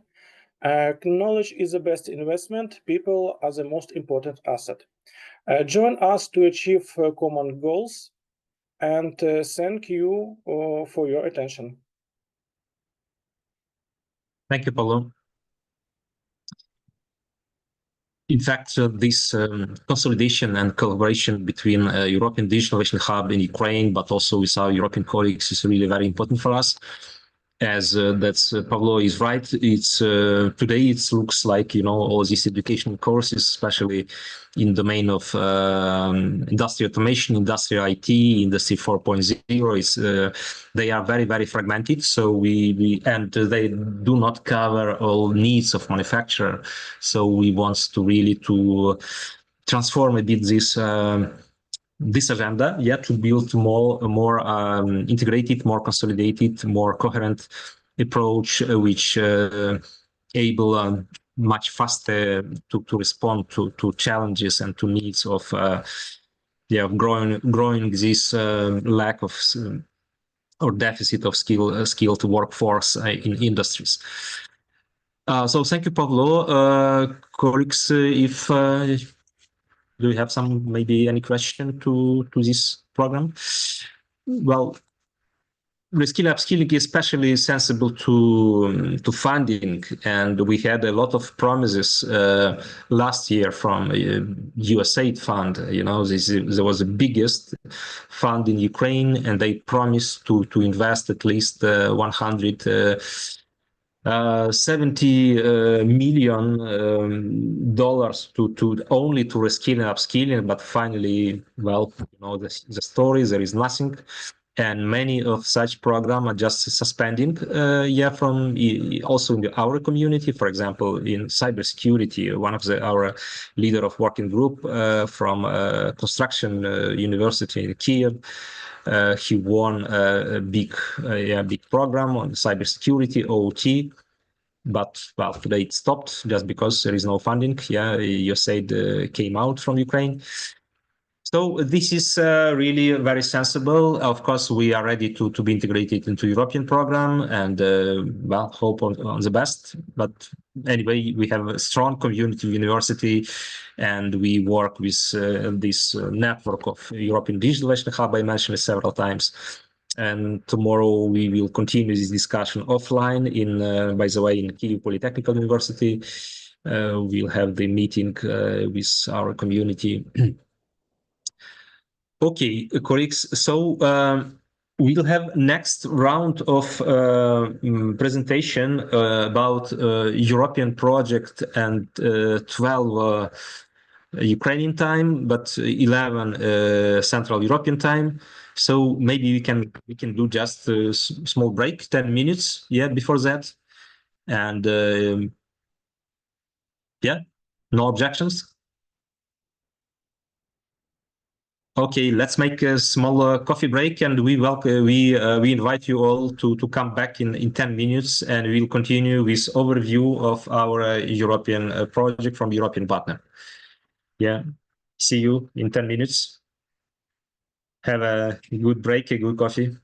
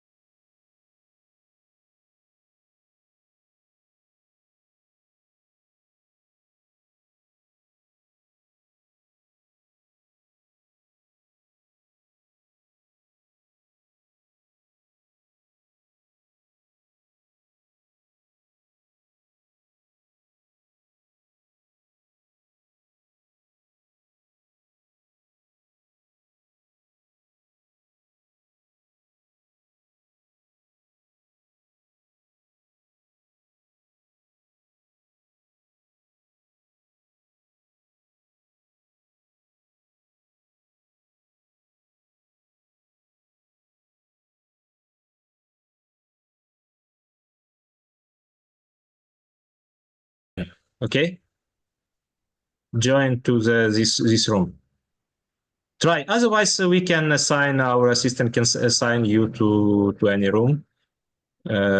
So I go to PLM, but just go ahead with with If you can't, you can tell me, and I will assign you by my side. yes, Andrei, please help everybody because I go to PLM. Okay. Andrei, could you help me to switch in predictive maintenance? Predictive, так? Yes. Okay, 1 second.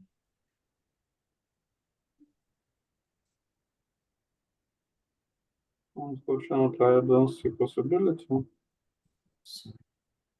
Also, John, but oh, yep. Oh, I don't know how it works. PLM. Try to do it by yourself because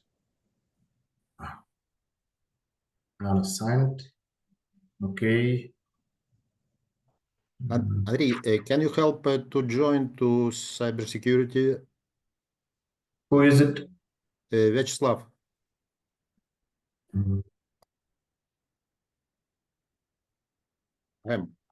Yeah, Vitalis. I will try to do, but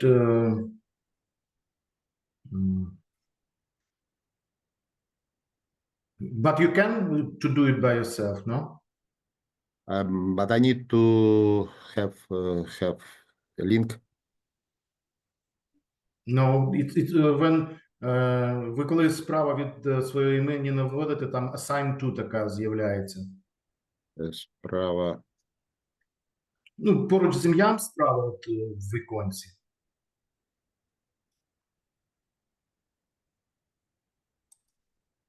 А, куди вас? Cybersecurity? Давайте я почну. Cybersecurity, так. Окей.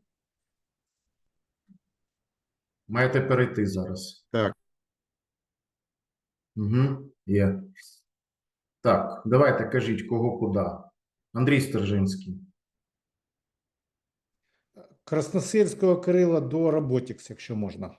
Так, зараз робимо. Robotics, да. І Кінебаса Михайла туди. Так, теж до Robotics? Так.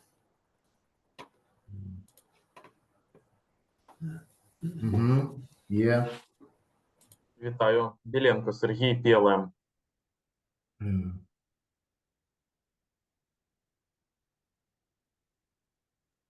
Так, Сергій. Який Сергій ще раз? Бієлієнко. Ага. Куди? Дивіться, в кого нема на нижній... PLM, так. Андрій, вибач, в кого нема на нижній панелі кімнат, можна натиснути там, де більше або more, і вони можуть бути там. Просто, давайте пробуємо по-різному. Тут я допоможу вам скидатись, так. В кого не вийде. Андрій Забловський, Андрій Стержинський, ви з нами? Not yet, I think so. Томаш, hello. Доброго дня, Сергій Бурченко до Cybersecurity. Хто, вибачте? Сергій Бурченко.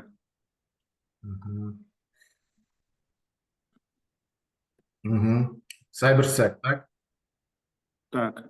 Угу. Yeah.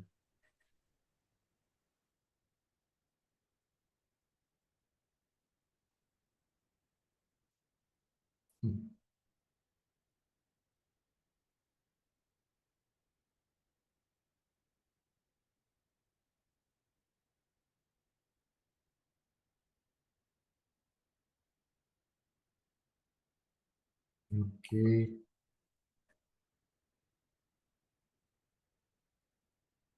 Anybody need to support?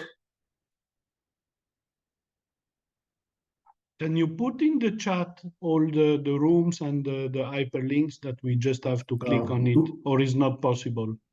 It's possible, but if you couldn't, which room you need, or you need the name of rooms? Yes. Name of rooms. Okay, 1 second, please. 1 second. Thank you. Sorry for I'm coming back at the beginning, but. Yeah. I will send right now to the chat. Thank you very much. There are 6 rooms. Check it, please, and I don't know what.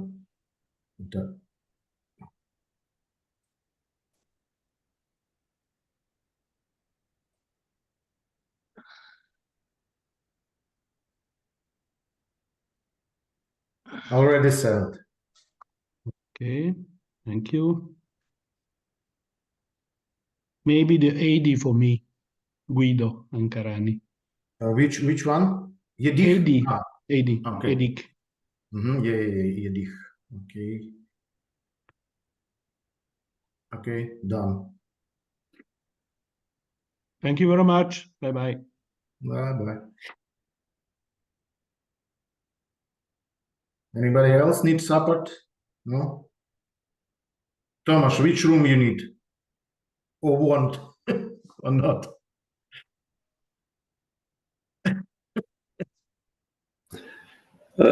I don't mind. Yeah, I think PLM or set performance management, maybe cybersec, maybe it could be interesting discussion.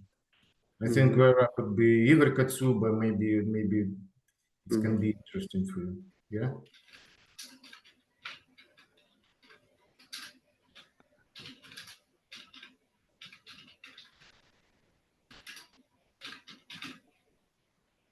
Okay.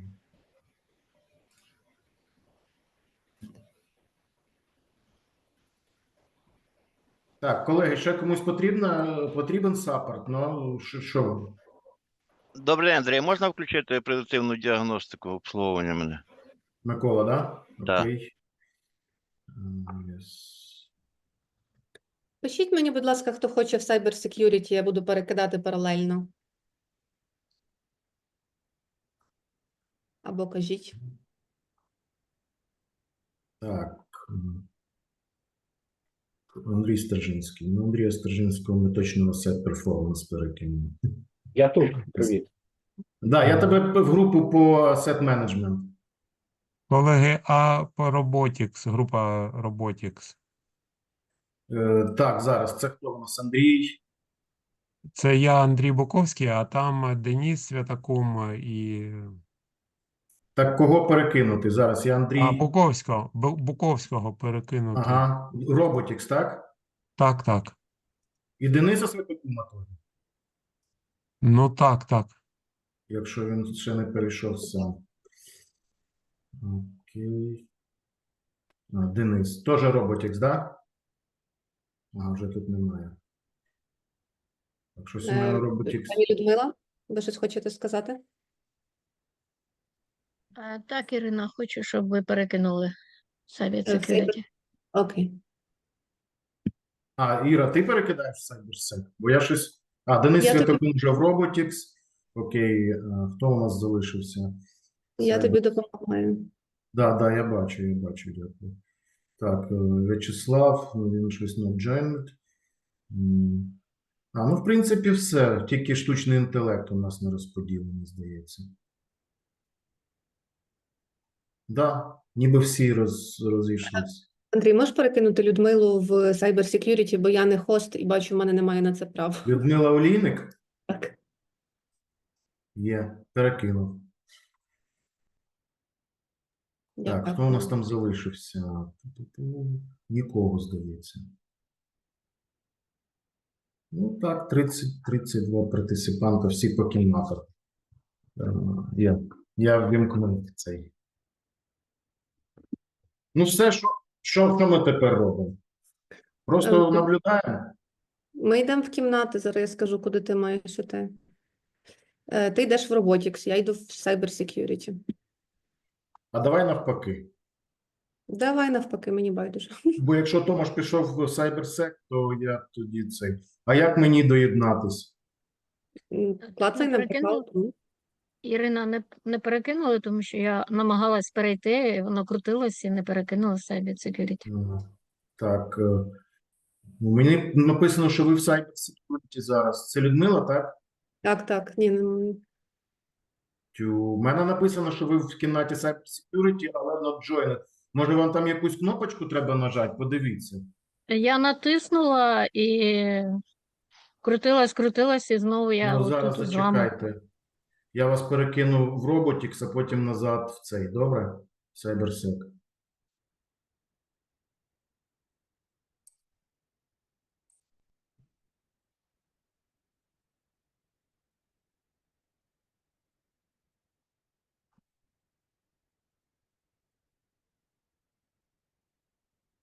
Так.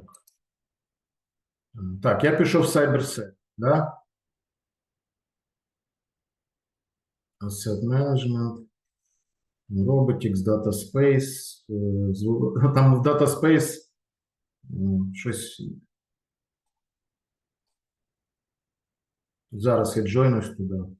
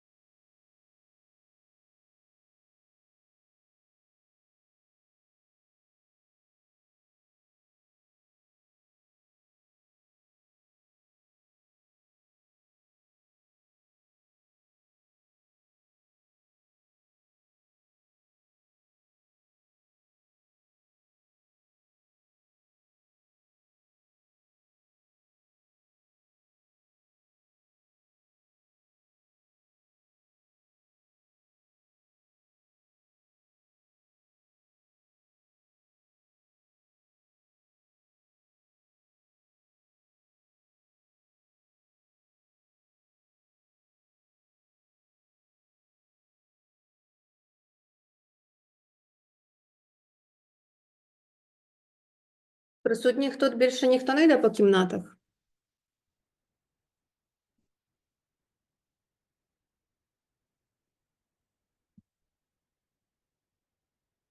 Окей, якщо раптом надумаєте, тут в чат я кинула інструкцію, як це можна зробити, і доєднатись до будь-якої кімнати, до якої бажаєте.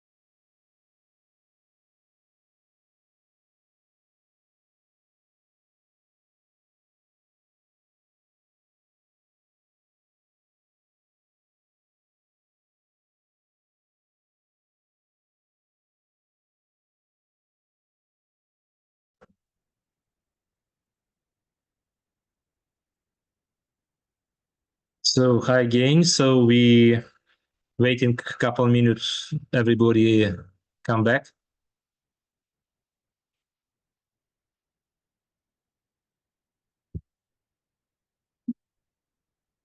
We are still 20. It's not bad.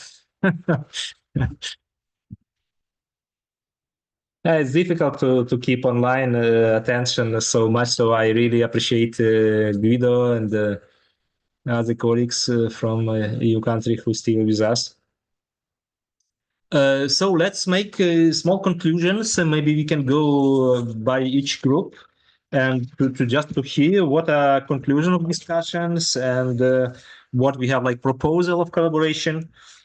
And I would propose to start with Anton. This is product lifecycle management and typical engineering domain. Yeah, what we have like conclusion for exchange, because we had the Siemens Ukraine in this room. So Anton, please, the floor is yours.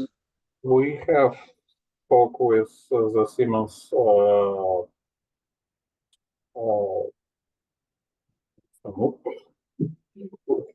with the guy from Siemens, and it was very interesting and very helpful. We know that Siemens is now present in. I'm sorry, a bit louder, or just change your microphone.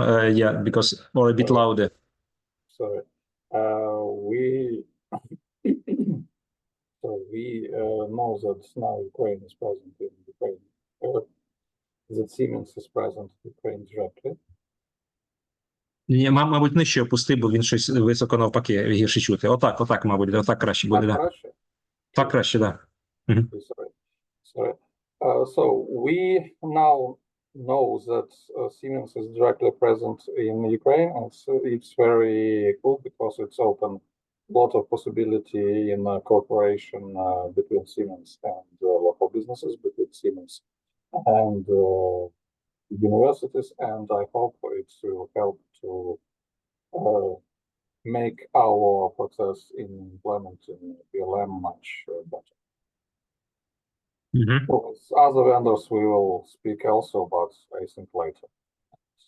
Add information for that.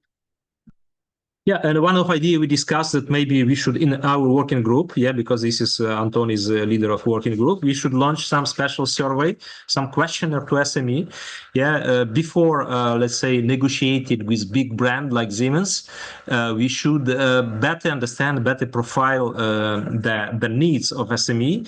And for that, we should launch some survey, just which can help us specify and profile these needs regarding PLM software or similar software. It will be helpful then to negotiate with big brand and explaining them why we need special condition during wartime in Ukraine for this category of different kind of engineering company, OEM, integrator, and so on with regards to this kind of software, right? I think we can do it step by step, because I think the vendors also have some question which is important for them to make decisions. So we can obtain some questions from them. We can obtain some questions, information from our businesses, and then try to. Yeah, great. Thank you very much, Anton. So next, asset performance, Alexander, please, your conclusion about your discussion. Thank you.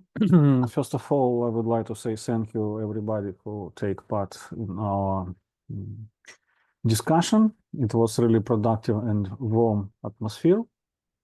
We decided to choose two biggest challenge for industrial AI in Ukraine. First of all, as I mentioned in my speech, it's data. Because industrial AI is impossible without data. In this case, we propose to launch some process where we will have some initiatives for government to create secure, protected database with industrial data. And the next step which we proposed is start some promotion, some education company, especially for technical specialists, specialist employees which are responsible for maintenance. We should explain them what does it mean AI in predictive maintenance, because we have two options. It's maybe lack of expectation, or it's maybe there are a lot of expectation in implementation AI in predictive maintenance. Thank you. Okay, good idea. Any question to maybe you can ask your question to leader of the group if you have any to this idea, to these conclusions. No. Okay, thank you. Next group, robotics. Who will report? If you don't mind, can I? Yeah, please. So a lot, I want to thank you, all of you that take part of time to spend your time, because as for me, it's very interesting direction of and segment of industry in our market. So first of all, as for me, it was very interesting defense robotics and what is really very nice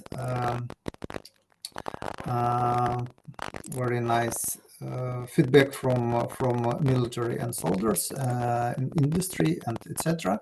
And in generally, for my side, as I said in our group, so FANUC is a world production company, and we share we shared a lot of size of the market, and we proposed our technical support and free of charge, support to company who have some damages or relocation factory from this area. And important for us, Ukraine have a challenge of education, of study.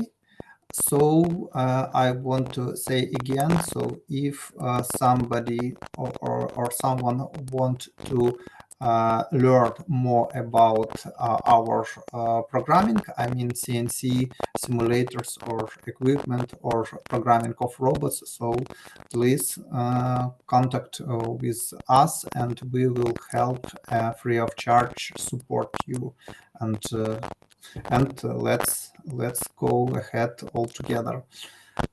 So that's why we are prepared at FANUC Academic of Ukrainian to promote our products and support our customer. Thank you. That's all of my side. Thank you, Mikhailo. Yeah, it's important.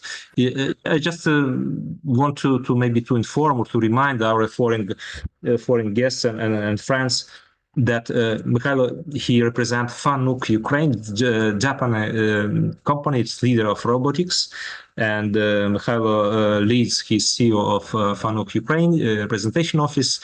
And when the war started 3 years ago, we had a small campaign calling to international vendor. Maybe you remember that there was a challenge to leave Russia. It was like a decision in every company to demonstrate their status, their position, their relation to what is going in Ukraine. And we called to many vendors to as fast as possible, let's say, make public their position, because what we saw that nobody is hurried to leave Russian market. Yeah, because from one side it was understandable and clear. For example, I don't want to mention the name of the brands, but you know that many of them investing during years into Russian market, and we understand that it was not easy decision. But anyway, in April, even in May, even in June, we still saw many companies which were still on Russian market. Yeah, and for us, it was not very clear why. And of course, we understand that decision has been taken at the level of, European headquarter or worldwide headquarter, not in Ukraine. But anyway, we asked local managers just to explain their position. And what I can say today is that only FANUC Ukraine was very clear, very fast. Yeah, we closed our subsidiary on Russian market. We left Russian market. Yeah, so I just wanted to thank you, thanks to Mikhailo today. But why I remember this? Because like 3 years ago and the same today, there is, let's say, the same idea. Can be international vendor be united with this support of Ukraine? And maybe, I don't know if, because you mentioned, okay, we can provide technical support free of charge for defense sector, yeah, for guys who manufacture here who defend our country. We can provide training. Great. But what if you unite, we create some common initiative, we unite many vendors in such approach, international brands, because this is, unfortunately, we lack what we feel at the level of, our business community, our, let's say, members, that sometimes we lack such coordinated and consolidated support. So just idea, just think about it, but maybe we can come back later on to this idea and to discuss, can we unite many other brands around this consolidation to our defense sector, to our OEM engineering company, SME, and so on, who produce today robots, drones, and so on, as a kind of weapon so needed for our defense. Okay, thank you. Thank you. So next group. And by the way, it's very good that you discuss this question together with Andrei Bukovsky, who is producer of military robots. So the next cybersecurity, but I'm not sure Igor is with us.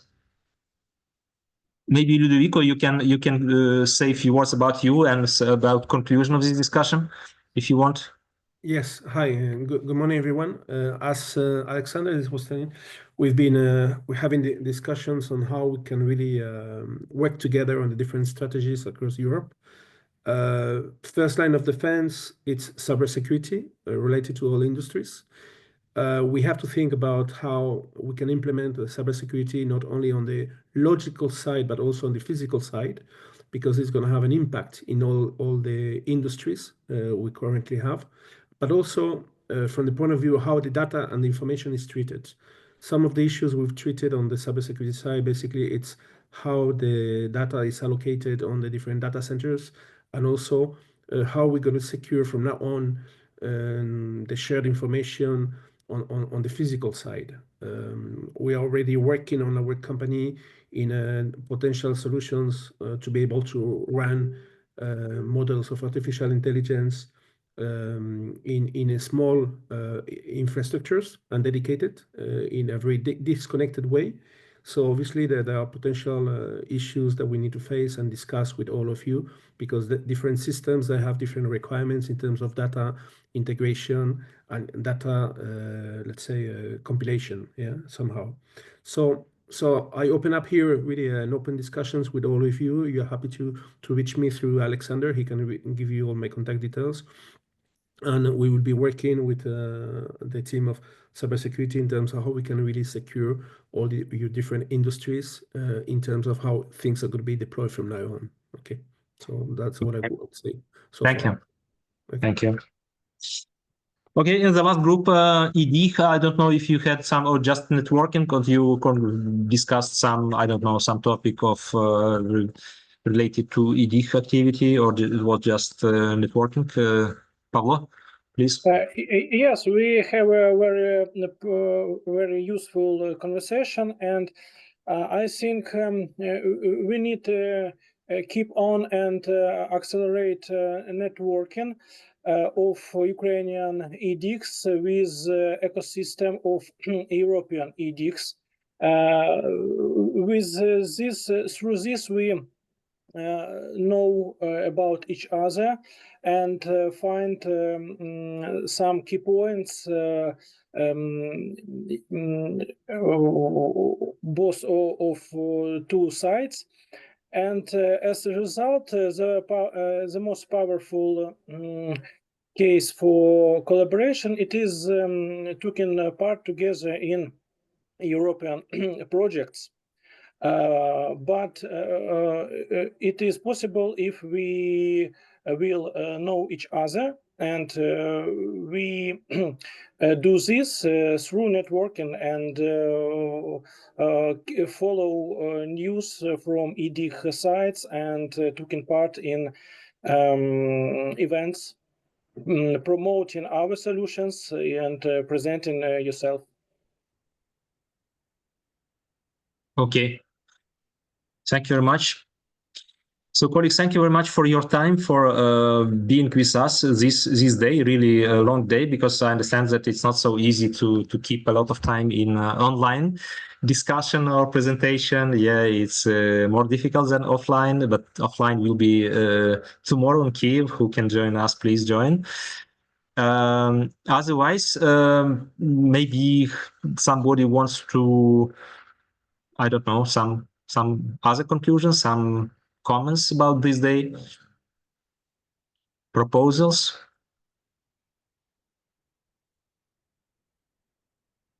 None. Well, okay. Alex, I could just Yes. 2 seconds. Yeah, I Yes. would say that due to the current situation in Europe and also in Ukraine, I think it's now more than ever we need to work out together to have very aligned positions and make sure that that we can really work together in the common ground because I think what we're talking about is our own security on our business, but also on our families. Yeah. So let's work together on this. And thank you, Alexander, for bringing us all together. Thank you very much, Ludovico. So we really appreciate your help and we really appreciate your time today. Yeah, so we still see here the colleagues from Portugal, from Spain, from Italy. Drazen, I don't know which country are you from. Yeah, and yeah, I'm from Croatia, but we also have some companies in Balkans. Yeah. Okay. Yeah. Nice to meet you. Okay. So thanks for being with us this day. So let's continue.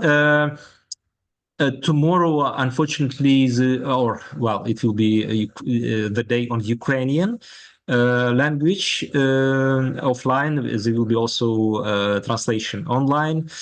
But regarding networking contact, you will have all information about our company, about working group community of practice 5.0. So do not hesitate to contact directly to leader of this group, of this company, or you can address to me. I will connect you with right people in our community. But once again, thank you for your time, for your support, and let's continue. Thank you. Yeah, maybe Alex, maybe I can share with you what in bilateral way, what is the proposal? Yes, please.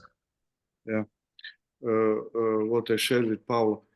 We are also part of the EDIC in Croatia and Slovenia. We are in 10 different EU-funded projects, also working with United UNIDO, UNDP. So how I think we can start very quickly is what we did with EDIC in Croatia. So we help you establish the blockchain node, and this could lead to blockchain national infrastructure for Ukraine, which we have in Slovenia, first one in the world. We are trying to build this for the whole Europe, but it's going very slowly, unfortunately. What this can help you? There are some simple use cases like blockchain diploma, which you can start issue immediately for universities, but this is not so important. One other application what we have is securing messaging and text, emails and text when you set up this national level blockchain infrastructure. So all the emails and text are decentralized, so it's not rely on third-party servers from US and whatever. So we are also member of this IPCEI CIS project. This is largest project in European history, 3.2 billion, which will build European cloud edge continuum. You know, all the biggest companies are there because 75% of European data in cloud is outside Europe, and this project will bring this data to Europe, which also bring additional security, at least, which is now very important to not rely on any third parties like in America and China. Yeah. So I give to Pablo my phone, and we can start this with no funds needed because we already were helping at the beginning of the war. We were sending money there. So yeah, we would like to help. So if you like to continue this, we can do it. Yeah, very good, very good. Thank you, Drazen. So let's keep in touch with Pavlo, with Volodymyr Nochvai, who's really our leader of this working group, data space and blockchain. So yeah, we can collaborate. Yeah. Okay. Yeah.